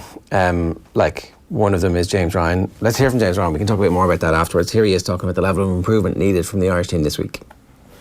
I think they're among the two biggest areas that we need to improve on from the weekend. You know, defensively, as Joe probably pointed out, we missed 34 tackles. We missed a lot in the first half. So, you know, that's an easy fix if we've got the right mindset. And then obviously with the line out, it's been a strength for us in the past. It definitely wasn't the weekend. So, you know, from a forward perspective, a big focus this week has been on getting that right, and it's never down to one person. You know, sometimes what looks like an overthrow, when you look much closer, it's because, you know, the lift isn't right, or the movement isn't what it needs to be or has been that week. So it's our process right across the board in that regard. So yeah, as I said, it's been a big focus this week on kind of sharpening that up. Was there an attempt by the players involved to explain what happened? After the game, to be honest, I think I wasn't there, but after the game I think lads were just you know, obviously quite low, a bit shocked as well, I think. So it probably wasn't the right time there to try explain, but you know, we've done a work at looking at it today and yesterday, and there's a lot of lessons there. Some of them I just mentioned, so hopefully we can learn from that this week. Yeah, I think key little bit there that he wasn't there. A lot of people weren't there. They split up the two camps, the ones who were going to England and the ones who came back here for a few days R&R after Portugal. So, like, if you're looking for reasons why this isn't all doom and gloom, and it's pretty easy to make it doom and gloom, primarily our significant number of changes to our first team on the day of the biggest game, whenever the biggest game comes. If that biggest game is obviously the first game up against Scotland, and then hopefully there are a couple of bigger games than that still to come. Because if we win that, you would hope that we'll be able to beat Japan. I would take it as an article of faith that if we beat Scotland, we'll be good enough to beat Japan. If we don't beat Scotland, then suddenly that Japan game is like this pivotal moment in Joe Schmidt's legacy for Ireland. What are we talking, though, when it comes to significant changes? Like, I guess 4 or 5 changes is significant. Like absolutely, it is, and especially when you're looking at the biggest failing of Ireland last week being the line-out, and you've got your first choice second row to come in. Yeah, I don't think it's just the line-out. I think it's the physicality. It's not being able to. It's being blown off tackled. It's a full systems failure, and that includes defence off scrum, defence off line-out, your own line-outs, your defence of their lineouts, like everything fell apart. But then on the flip side of that, even if you just focus on the line-out for a moment, you've got your first choice, or we thought it was our first choice, back row starting. Getting blown off tackles with your first choice back row starting is not great. Like, if we wanted to build a situation where depth was going to become a real thing for Ireland, then nobody that was on the pitch last day should really be getting blown off tackles. You might be able to make an excuse for somebody like Ross Byrne, who was kind of really thrown into a pressure cooker situation.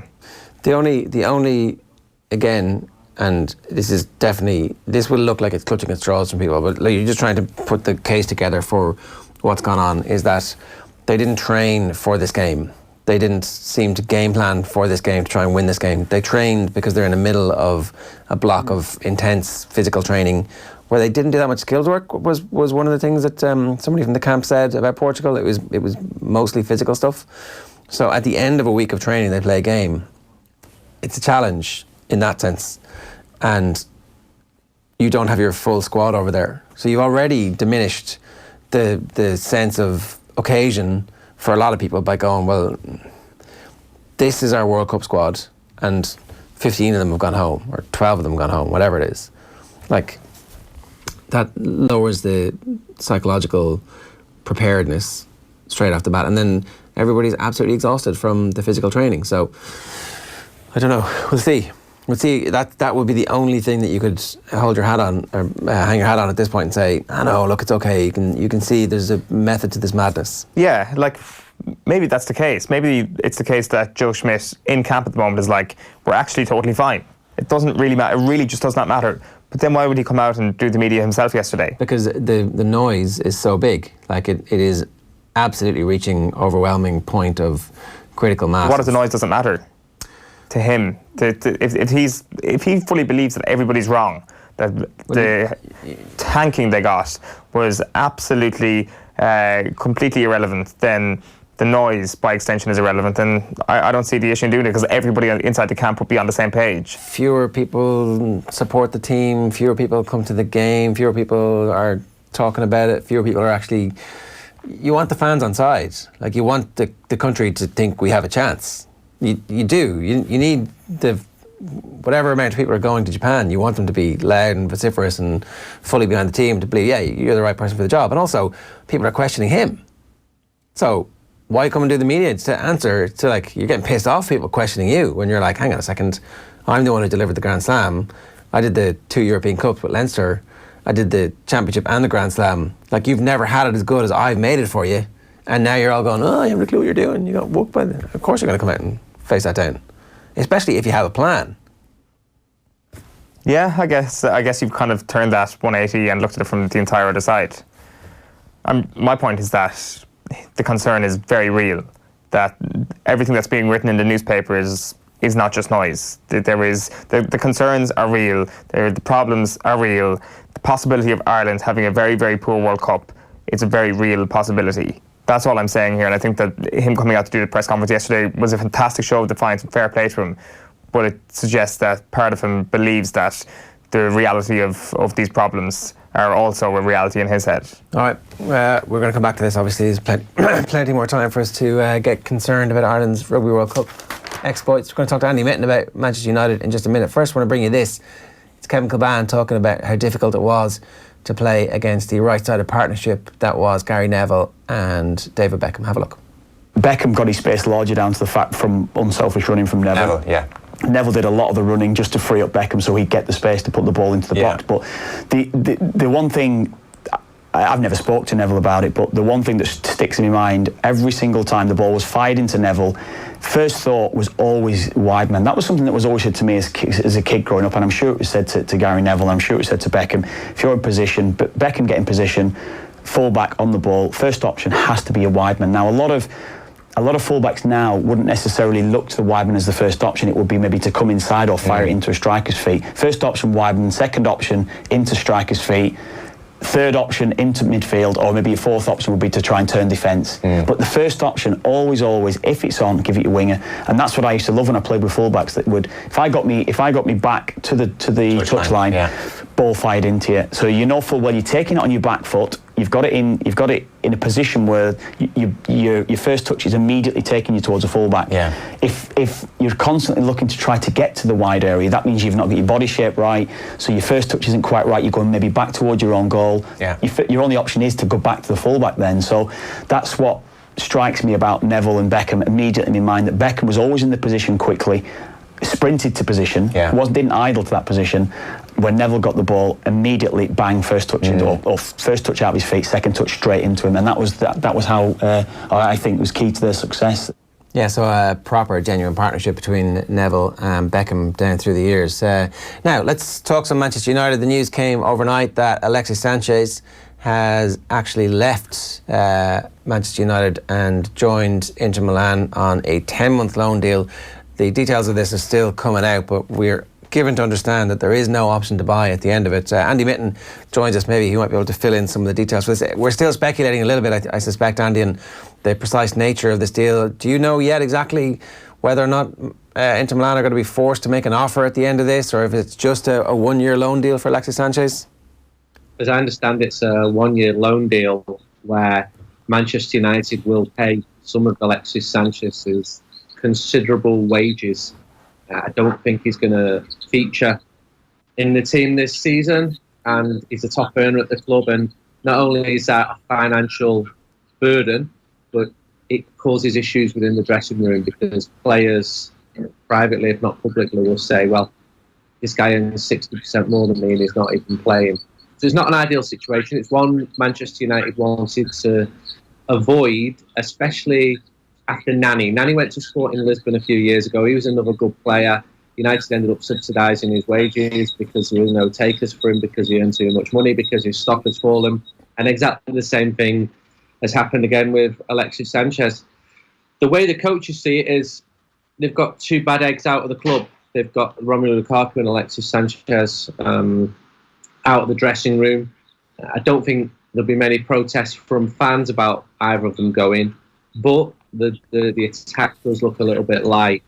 And if Ole Gunnar Solskjaer's tactic of bringing younger players through and giving them a chance, if that pays off, then fantastic. That's the perfect situation. But Mason Greenwood's a very, very young lad with very limited experience. There's still other players there, but they need to be consistent. They started the season well, but Saturday's result against Crystal Palace was a terrible result. Were you one of the people, Andy, when Alexis Sanchez was playing that piano on arrival at Old Trafford, that was pretty excited about the prospect of signing one of the better players in the Premier League? Yeah, and I don't know one Manchester United fan who wasn't. I went to Alexis Sanchez's signing in 2011 when he joined Barcelona. I watched him very closely in Camp Nou, and he was an 8 out of 10 player. His job was basically get the ball to Messi, but he chipped in with a lot of goals. He was an effective player.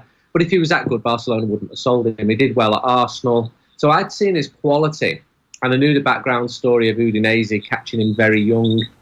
And I thought he'd do well. Manchester City wanted him. Yes, the wages were horrendous, but there was no transfer fee. Not really. Henrik Mkhitaryan went the other way. He'd cost 30 million, but he'd not been effective either. And when I watched him in his first game, admittedly against Yeovil Town away in the FA Cup, who were 91st in the Football League, the assistant manager of one club who I know well, a high-level club, said, this guy is so much better than every other player on the field. it reminds me of Juan Varane in his first games at Manchester United, and I was excited by that. But it was like Varane in other ways as well, because he wasn't consistent enough. I do think he tried. There was no stories about him being unprofessional. There were issues in his life which didn't help. I don't think he fully settled into Manchester.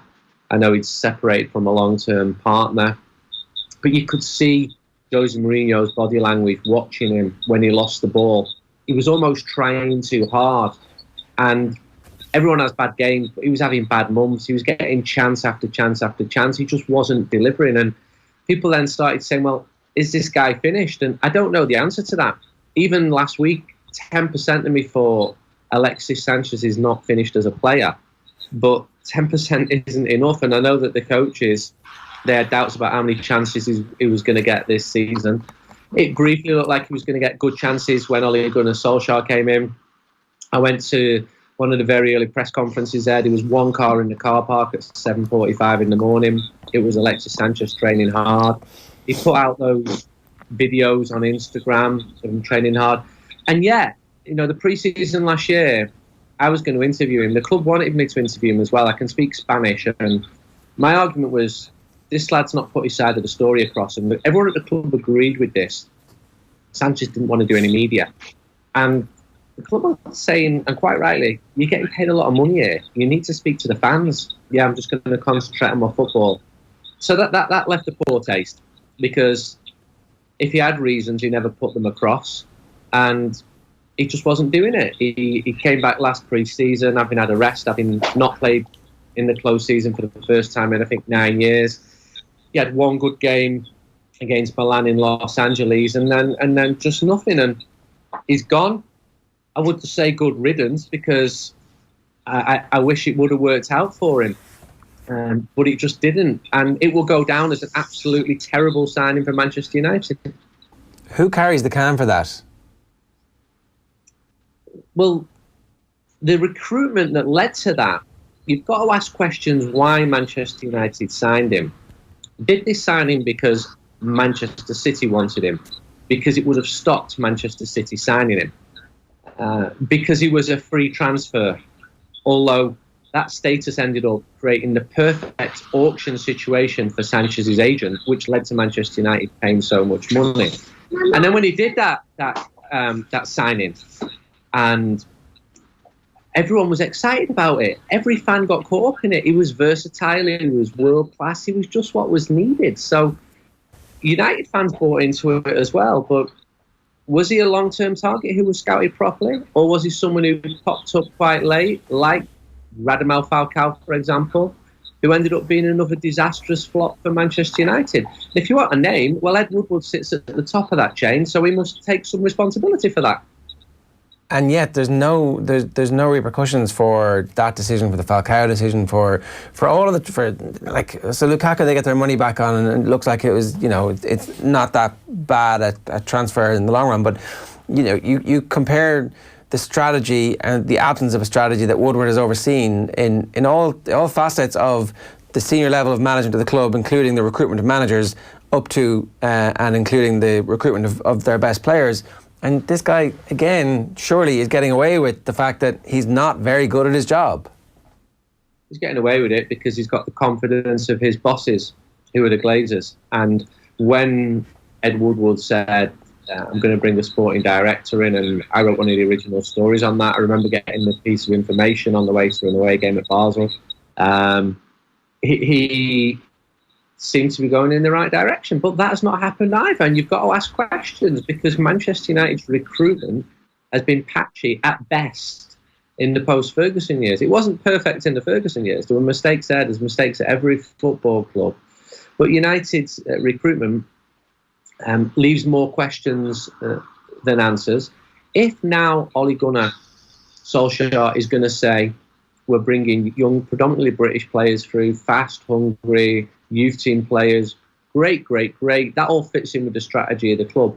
But he's going to build for the long term. He needs short-term results.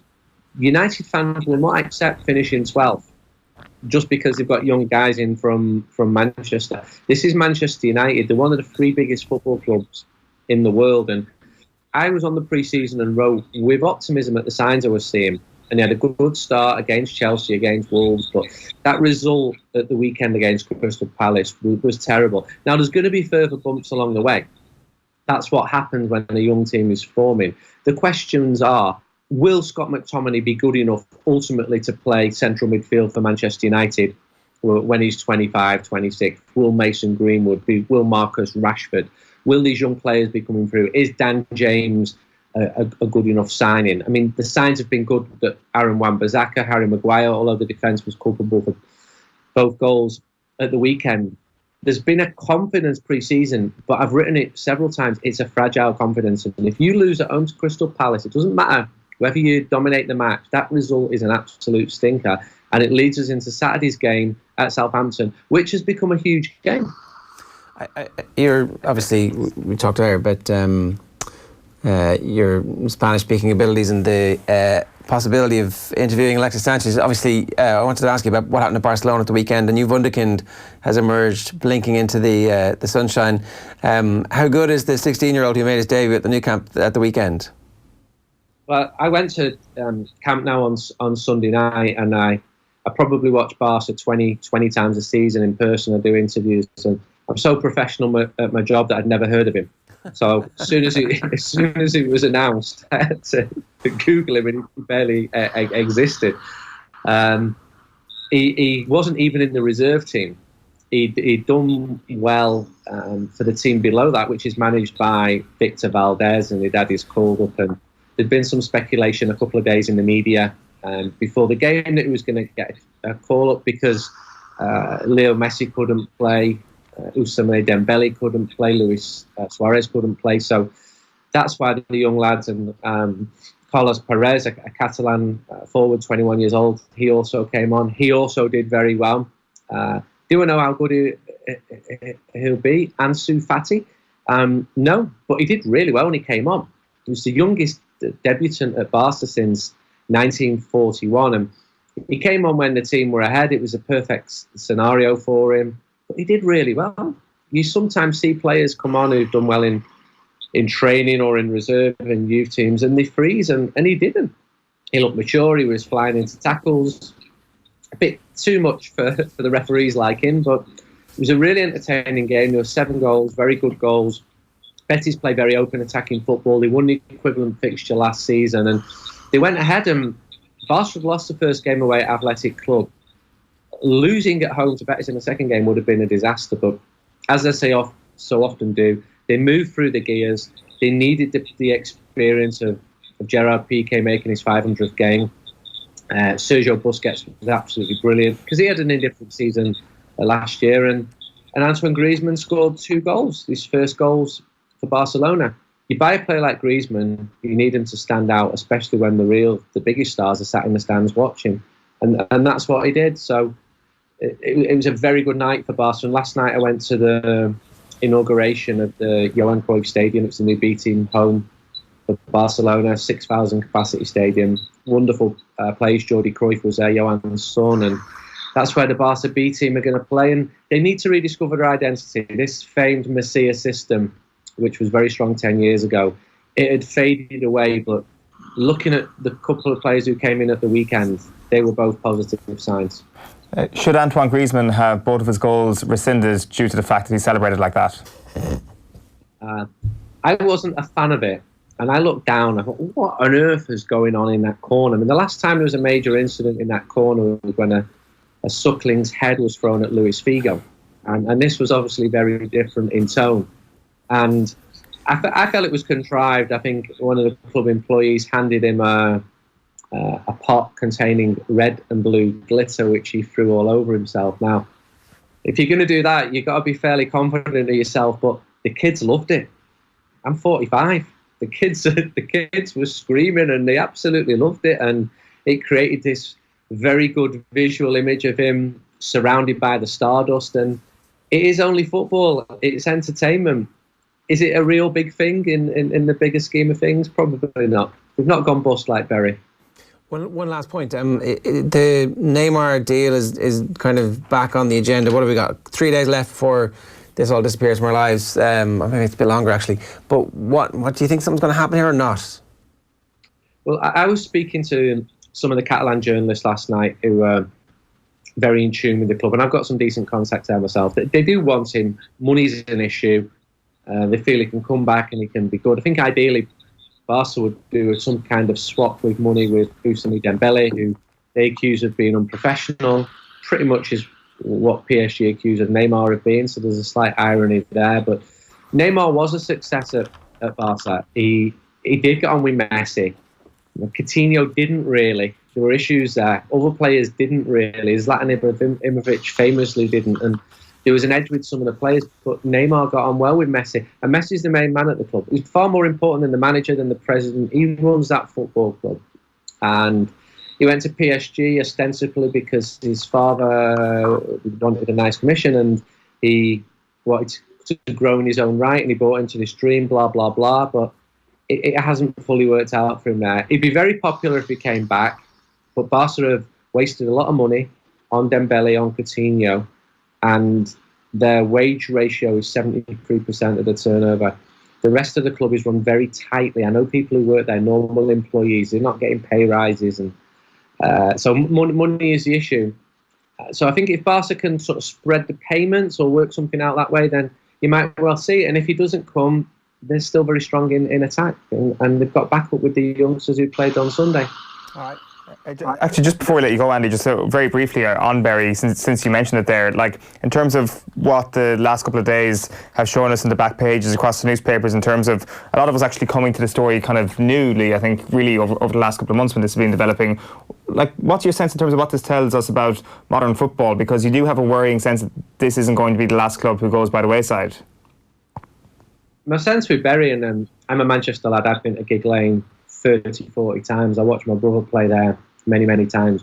They've got a very good hardcore of 3,000 or 4,000. They've got a great ground in the middle of the community. And I did a piece on them against their neighbours Rochdale in December 15. And there were a few red flags saying Bury's built on sand. And I know people who went to work there and the finances didn't stack up. And you know what? No one was interested in reading that. I'd write stories on stuff like that. And Bolton, I've been to Bolton several times. I was there 2 weeks ago, and they don't really perform. It's pretty sad from a journalistic perspective. You go there, you put the time into it, you dig into it, and nobody really cares that much until it becomes a national, international story when the club, oh, actually, they're going. No one's going to come in and save them. They didn't live within the means. There weren't Bury fans complaining when they were playing the best football in the division last year on the way to promotion. Bury fans are not to blame for this. The two most previous owners, including the current one, they are culpable. The EFL, for letting those people take charge of Bury, also are culpable for this. And a proud town of 75,000 people, not the metropolitan area, because a lot of this was a Manchester overspill, and there's big City and United supporting Bury. Some of Manchester City and Manchester United's most hardcore fans come from Bury. But a proud town loses its football club. Well, what will happen? They're not going to lose them. They'll reform. They'll be a Phoenix club. They'll rise through the divisions. I hope they enjoy it. They're big enough to be a football league club. But it's all really sad. And if any good comes from this, there should be far more stringent tests for who are allowed to run and be in control of football clubs. Good stuff. Thanks a million for joining us this morning. Thank you. Andy Mitten giving us some thoughts there on a range of different topics, including the Alexis Sanchez deal, where he has joined Inter Milan on loan for this season. Anyway, now we've got a pair of tickets for our sold-out roadshow with Roy Keane and Gary Neville in the Bord Gáis Energy Theatre with Thanks to Cadbury's up for grabs this morning on OTB AM. To enter, share the show wherever you're watching or listening to the show and tell us who made more appearances in professional football. Was it Roy or Gary? That's the Off the Ball Roadshow at the Bord Gáis Energy Theatre on Wednesday, the 4th of September. It is entirely sold out.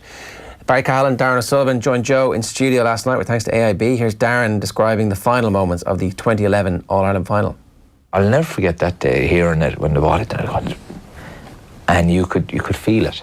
Yeah. You could feel it, and you could feel their confidence grow, the crowd starting to believe. And I was just starting to get on ball, and then there was the free which seemed to take an eternity, and then all of a sudden it was over, and you're like, It wasn't long after the free it was over. I watched it back this morning. Yeah, it was pretty much a kick out where ye all retreated back. I know you were on the bench at that stage, you'd come off, but ye all retreated back. Yeah, There's but no press. one kick pass from Kerry, and they could have been well inside our half if Joe McQuillan had given another 5 or 10 seconds, which thank God he didn't. Fair play to you, you're admitting it. No, it was over the 2 minutes of injury time at this stage, so he's well within his right. But it was took him about a minute and a half to walk up and kick the ball. Yeah, well, Bernard was waving him down. But like that's the thing. Like I suppose that was probably the start as well of the goalies coming up to take kick out or taking free kicks. It felt like a very novel thing. Yeah, I was like, geez, what's going on here? Yeah. But like nowadays it would be added on because it's more common and stuff. But I just remember, like even after the game, it's over and Dublin are celebrating, and you're just sitting there on the pitch and you're looking around like, what's just happened? Like, because it's just not meant to happen to us. Yeah, I'm sure Stephen wasn't touched from the goal line to getting the ball to hit the free, whereas on Sunday, if the same thing happened, he'll be hit all right. A few lads chatting to him and helping him up and that type of thing. So, yeah, everybody has learned from that. Isn't that right, Owen?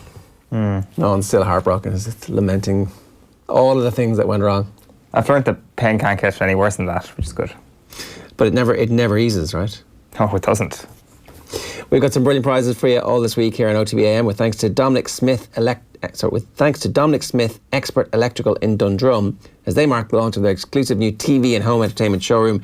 To enter this morning's draw for a €100 voucher, we've asked you to share the show where you're watching us and send us in your earliest sporting memory.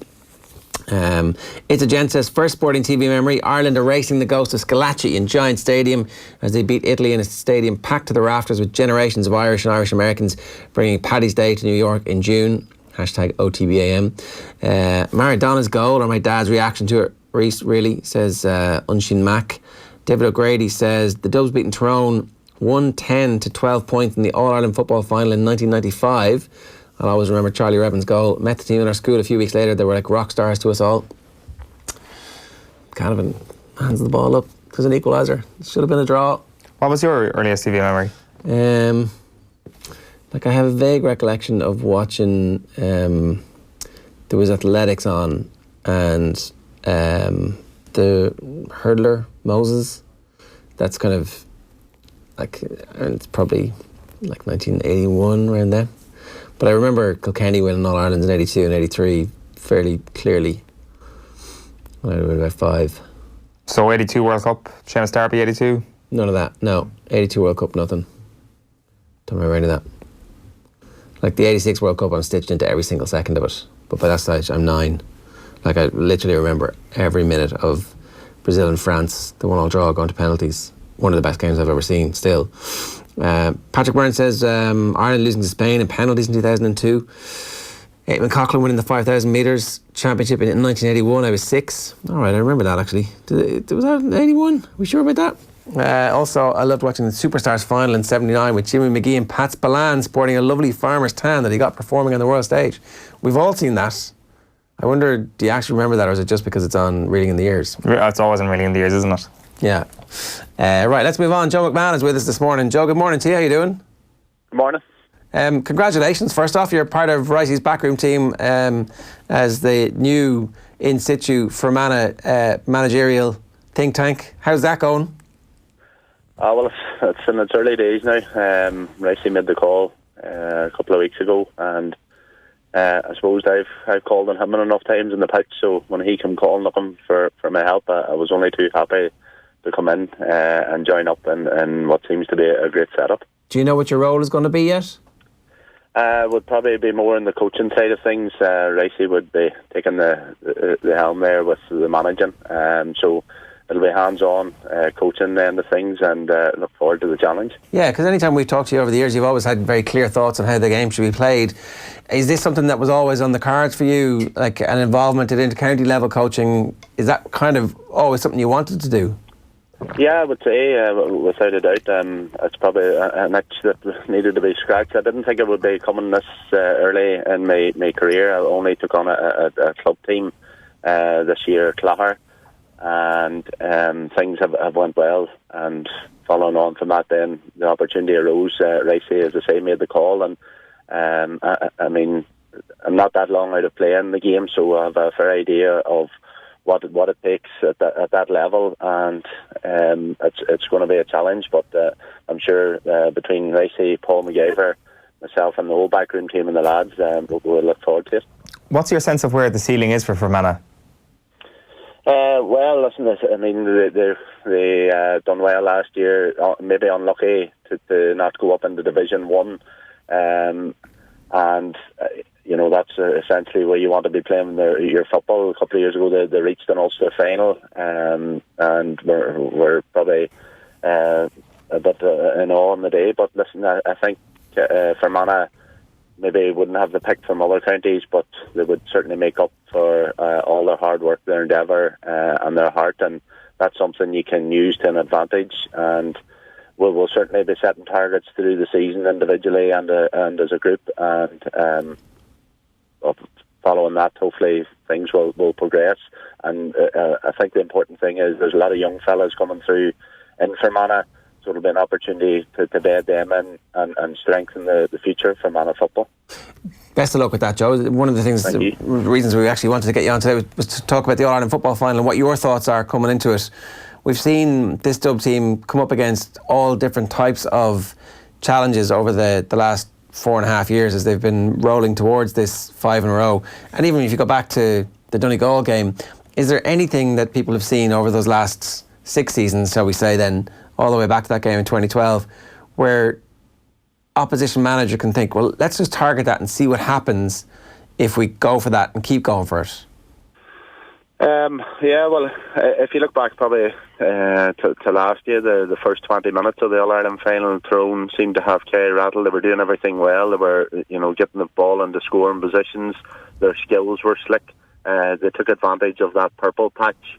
Maybe there was a turning point where Chatham McShane took a shot on. The shot may have not been on, and Dublin went up the field then and got a score following that, and that sort of gave them a bit of life. And I think when you're coming up against Dublin, I mean, the quality that they possess through all areas of the pitch and on their bench, I mean, there's a lot of fires to put out there, and you need to be at the top of your game. I mean, as I talked about, the skill level needs to be so high, and if you have an opportunity to get the scores on the board, or an opportunity like they take, a one-on-one situation, I think teams need to have the confidence and belief that they can take them on.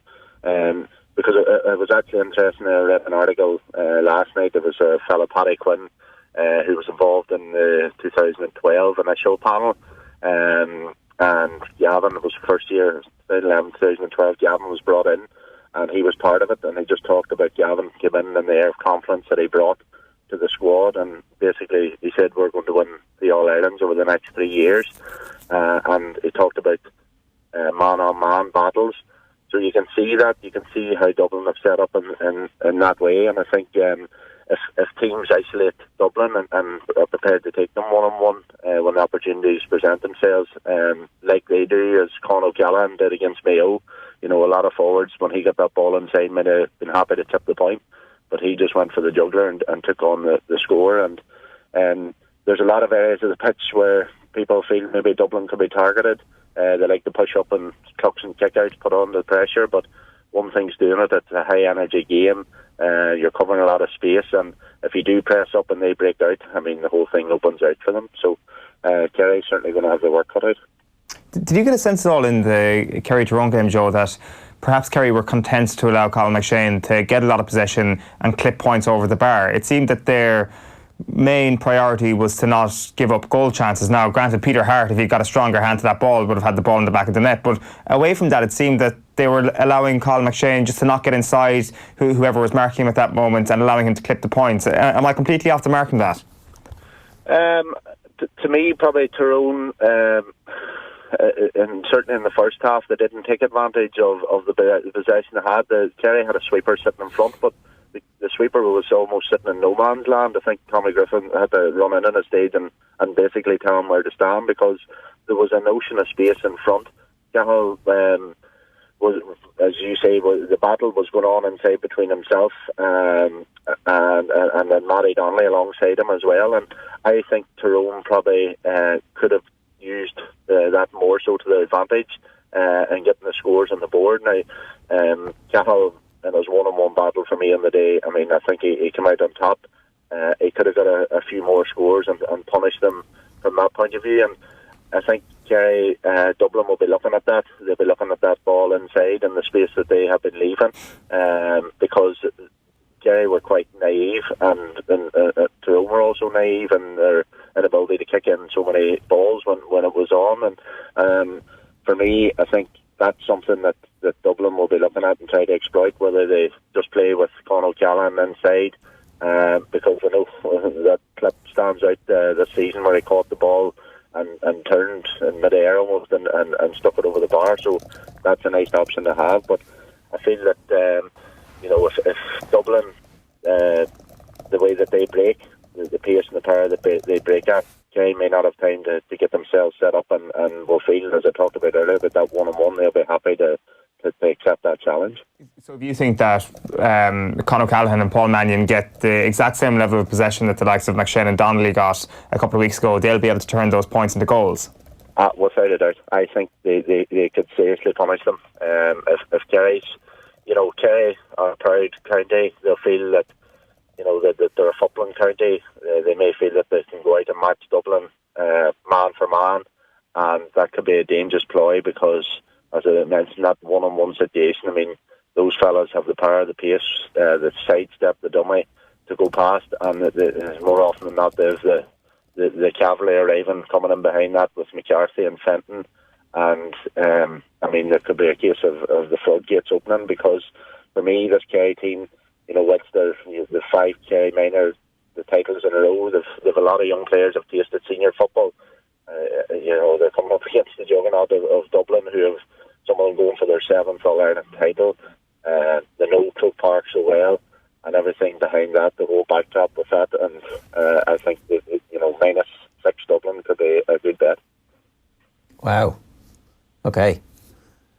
Because the Kerry fans are mixed between trying to talk themselves into believing something miraculous might happen, and also that fear that you've expressed that this could be a one-sided, it could be a bit of a hiding, because we haven't seen the Dubs do that in a big game too often over the time. And obviously the Mayo game felt like a really big game, but maybe in retrospect that Mayo team weren't as good as we thought they were. No, well, that's true.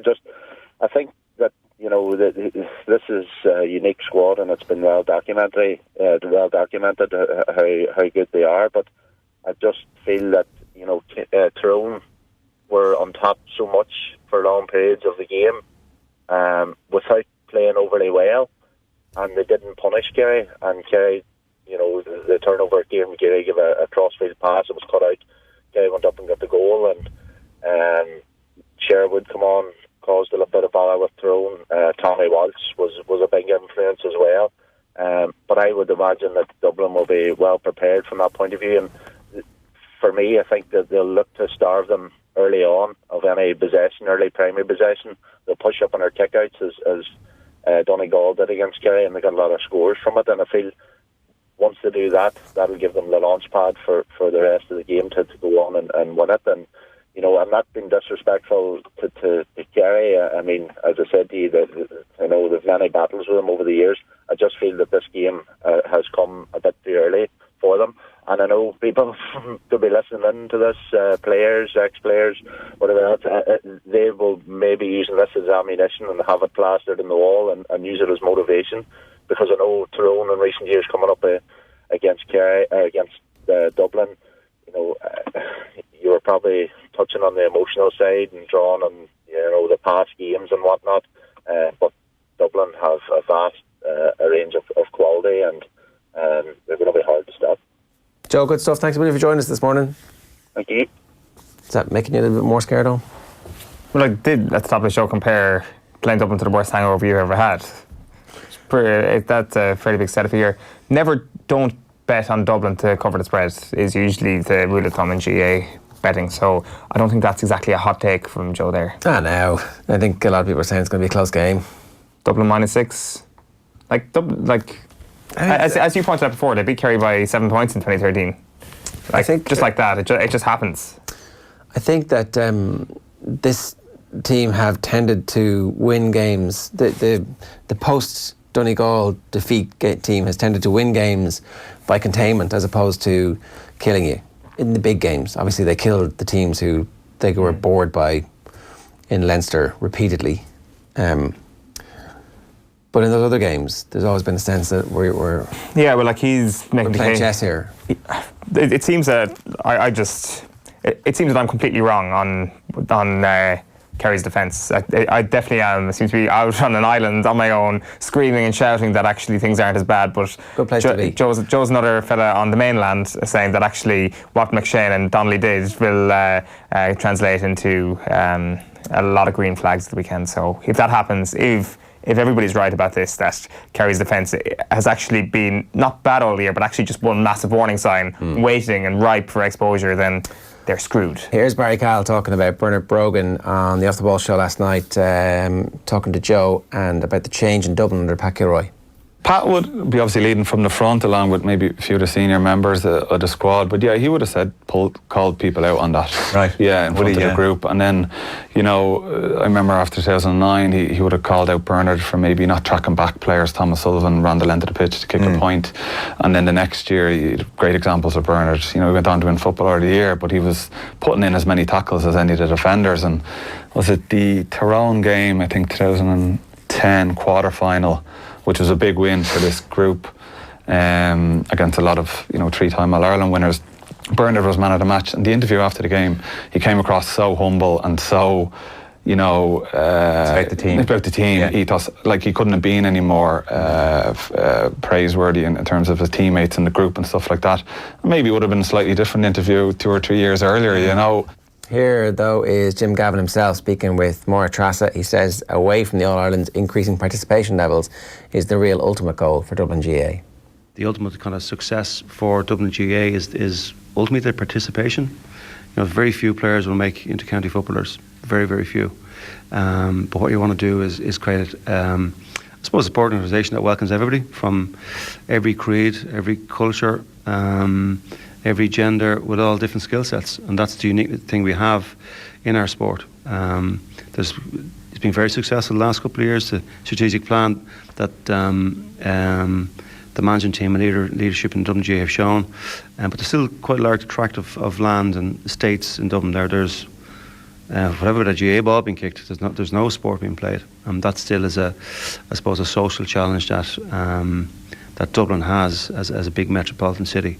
So of course we'd like to see them with hurleys and Gaelic footballs in the hand, but if it's a basketball, a soccer ball, a rugby ball, we wouldn't really care once they're participating in sport.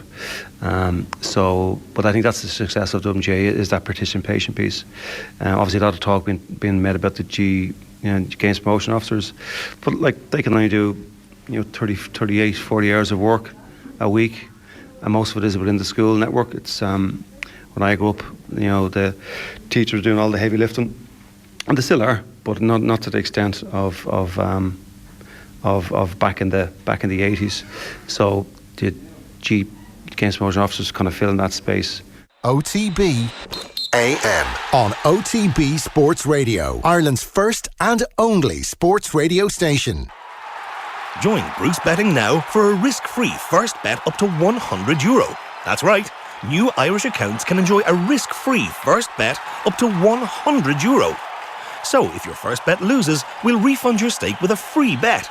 Now that's giving you more. Bruce Betting. In store, online, and now on your phone. T's and C's apply. Please gamble responsibly. See dunlewy.net. And suddenly Dublin now lead by 5. This is OTB Sports Radio, GAA on Off the Ball.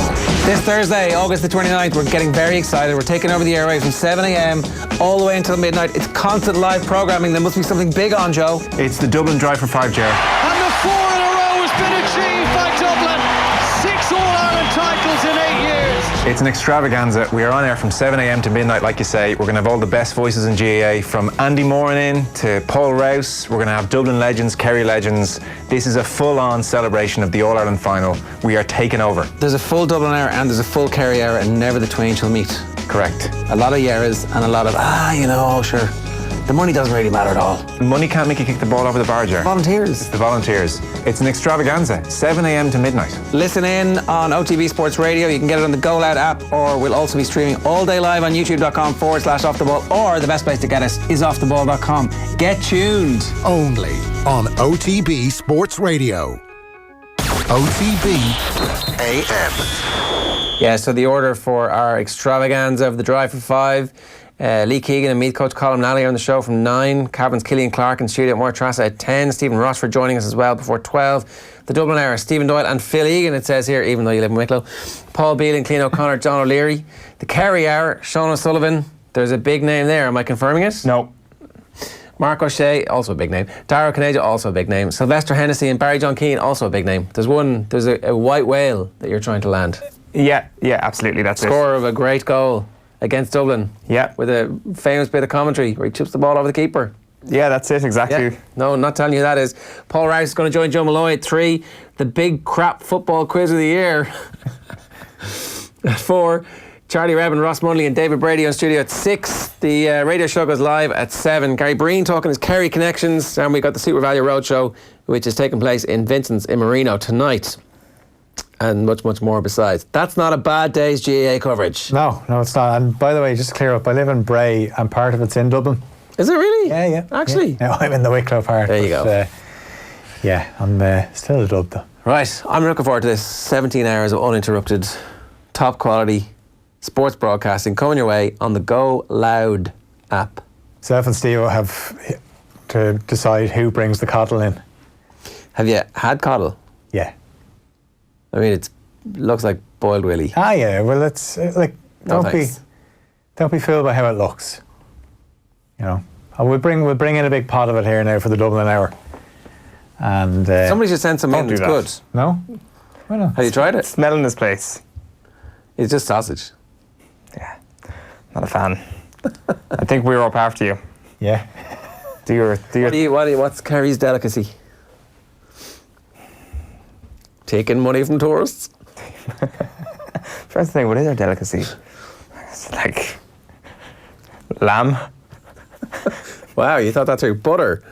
No, of course, yeah, butter, yeah. It's right, let's rescue this bit of radio here, Phil. Okay, well, obviously a big qualifier for the Republic of Ireland next week against Switzerland. We know Mick McCarthy is going to finalise his squad tomorrow, so a last chance to impress maybe for some players in the EFL Cup, and we know most Premier League sides in second round action will make changes. So James McCarthy was given his first start for Crystal Palace last night, played the full 90 minutes. Palace did actually lose the game on penalties against Colchester. It goes straight from the 90 minutes to penalties, no extra time. Michael Obafemi scored in Southampton's 1-0 win over Fulham. However, he did go off in that game with a hamstring problem. Ralph Hasenhüttl said it was cramp and not a serious hamstring injury. Shane Long came off the bench in that game. He came on in the 76th minute. Conor Howrahan scored twice in Aston Villa's 6-1 win at Crewe. Howrahan obviously scored the winner for Ireland against Georgia and has been part of Mick's starting 11. And under 21 internationals Aaron Connolly and Adam Ida made their senior competitive debuts for their clubs last night. Connolly scored. He was named man of the match for Brighton in their 2-1 win over Bristol Rovers. Ida started for Norwich, but they actually lost to Crawley Town 1-0. Another under-21 international, Conor Coventry, made a late appearance for West Ham, who won 2-0 at Newport. And Alan Brown scored the winning penalty for Preston.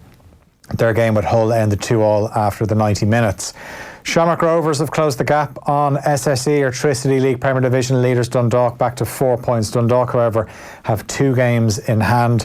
Goals from Graham Cummins and Graham Burke gave Rovers a 2-1 win at home to Waterford. Inter Milan have agreed a deal to sign Alexis Sanchez from Manchester United until the end of the season. It's a 10-month deal, no option to buy. United will still pay the majority of his weekly wage, which is almost 400,000. Rashford, Martial and Greenwood now only options for Ole Gunnar Solskjaer. But the good news is Zlatan Ibrahimovic has said that he'd be open to a return to United when he finishes up with LA Galaxy in November. He said, I could play easy in the Premier League, so if United needs me, I'm here. And he says he still watches them, and things could have been different against Crystal Palace at the weekend if they scored the penalty. Now, if Zlatan was there, we know he'd obviously put himself forward as the designated penalty taker. And he would have scored. He probably would have, yeah.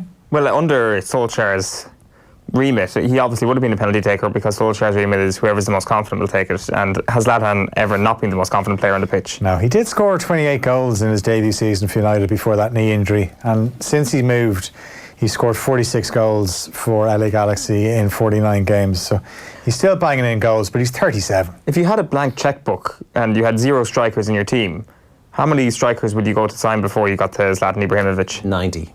About that, yeah. Like your man Sebastian Haller, who played for West Ham at the weekend, looks like the new Zlatan. The way he manages to, do high jump kicks and spins and all that sort of stuff, and is an absolute fox in the box. And all that sort of stuff. I don't know if Zlatan's ever been described as a fox in the box, but he describes himself as a lion. As a lion, sorry, a lion in the box. Yeah, far more ferocious animal.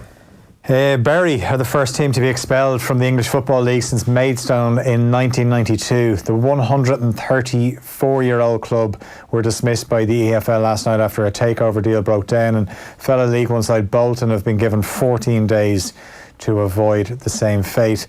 Former Irish international Felix Jones has been confirmed now as the Springboks attack coach for the Rugby World Cup in Japan next month.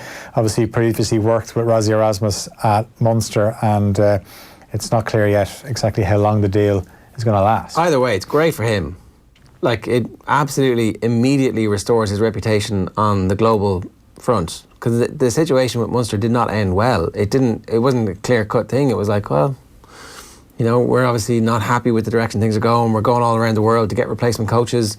Rassie Erasmus, who's in charge of a surging South African team, is like, at the last minute, loses one of the most important people in his backroom team and goes straight and gets Felix Jones. It's like the biggest vote of confidence you could possibly have. It's also another layer to a potential Ireland-South Africa quarter-final, where, it's another angle for the Irish media. Let's go interview Felix Jones. What's it like to plan against your native Ireland? I mean, I'd say Felix would be unavailable for media that week, or else he'd be like,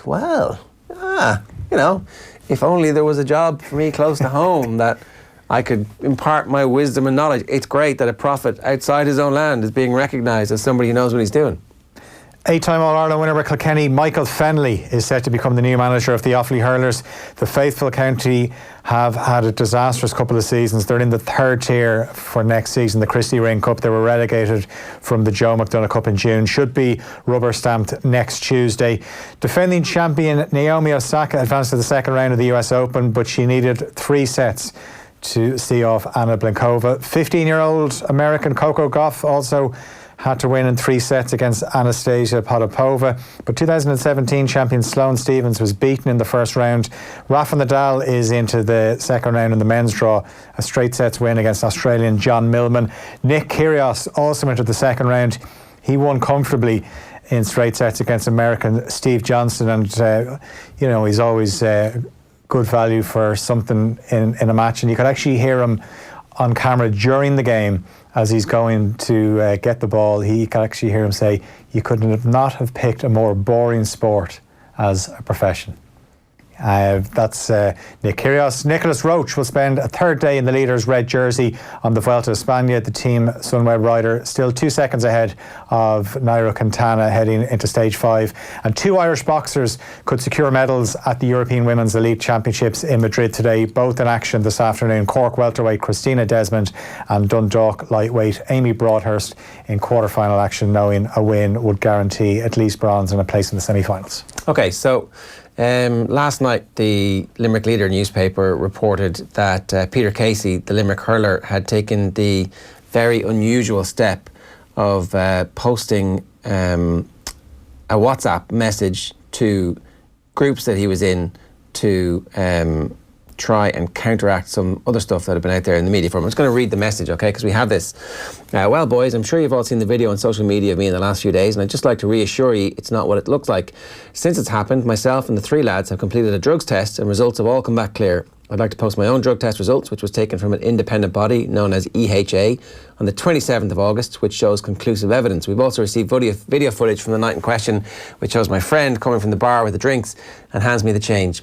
I'd like to think you would all know me long enough and well enough to know that these accusations are totally false. I'd really appreciate it if you could send these videos and the pictures into your different WhatsApp groups to try and clear my name. Thanks, boys. So we talked to people involved in the Limerick setup and confirmed that this message is 100% true, and that Peter Casey is taking the unbelievable and extraordinary step of being forced to publish a drugs test to try and, as they say, to clear his name.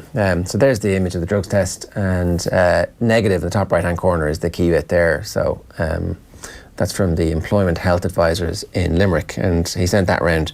And there's also now CCTV footage which tracks his buddy going to the bar, getting drinks and getting change, and handing over the change.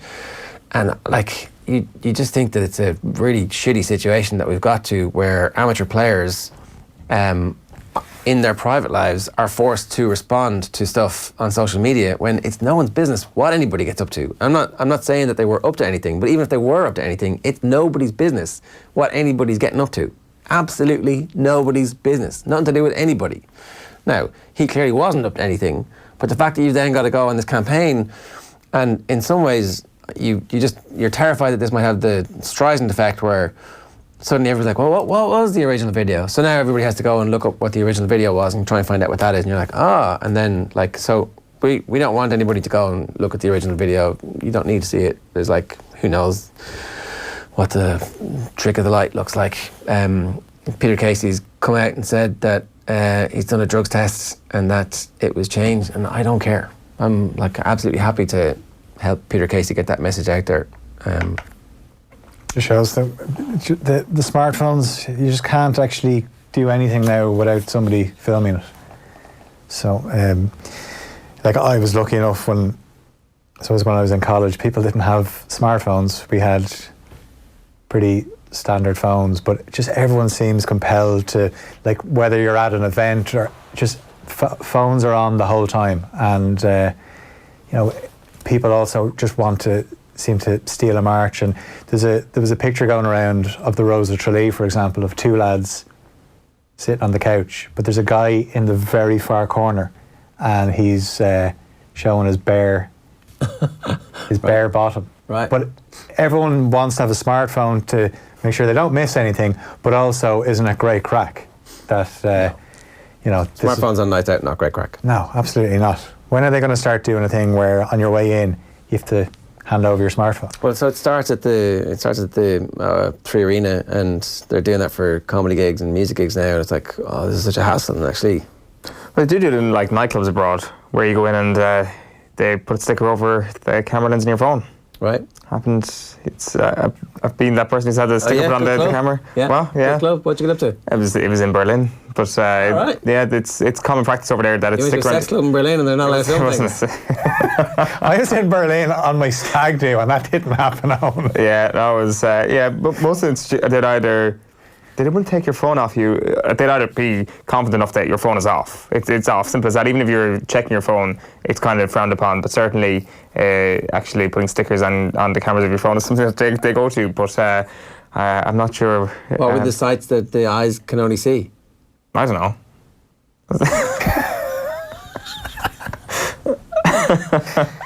How easy is it to get the sticker off? Quite easy, actually, yeah. If I wanted to film something, I could have filmed something, but probably would have got thrown out. Right. Wow, that took an interesting turn. We've got some brilliant prizes for you this week, with thanks to Dominic Smith, Expert Electrical in Dundrum, as they mark the launch of their exclusive new TV and home entertainment showroom, offering the latest TV and home entertainment solutions. Each morning, there's a €100 voucher for Dominic Smith, Expert Electrical, up for grabs. Then on Friday, anyone who's entered the competition all week are in the draw for the overall prize of a state-of-the-art Sony TV and home entertainment system worth $4,000. This morning we asked you to send us your very first sporting memory from TV. Got some really great suggestions, but we can only pick one winner. And our winner this morning is Leslie Robinson, who was watching or listening OTBAM this morning on twitter.com/offtheball, and sent us in her earliest sporting memory, which is Eamon Coughlin winning the 5,000 metres championship in 1981 at age 6, and then also watching the Superstars final in 1979 with Jimmy McGee and Pat Spillane sporting a lovely farmer's tan that he got when performing on the world stage. Well done, Leslie. You pick up the €100 gift voucher for Dominic Smith, Expert Electrical, today. Dominic Smith, Expert Electrical, is one of Ireland's leading premium electrical and home entertainment retailers. Tomorrow is Thursday. It's the Thursday before the Ireland football final, and we're going live from 7:30 a.m. From 7 a.m? From 7 a.m? Ooh, from 7 a.m. God, I'd better set my alarm. All the way. Kevin Kilban's going to be in at that age. I don't believe Kevin Kilban's going to be in at that hour. I'm putting money now. Kilban doesn't show for the breakfast show tomorrow. You're going to have to tune in to find out.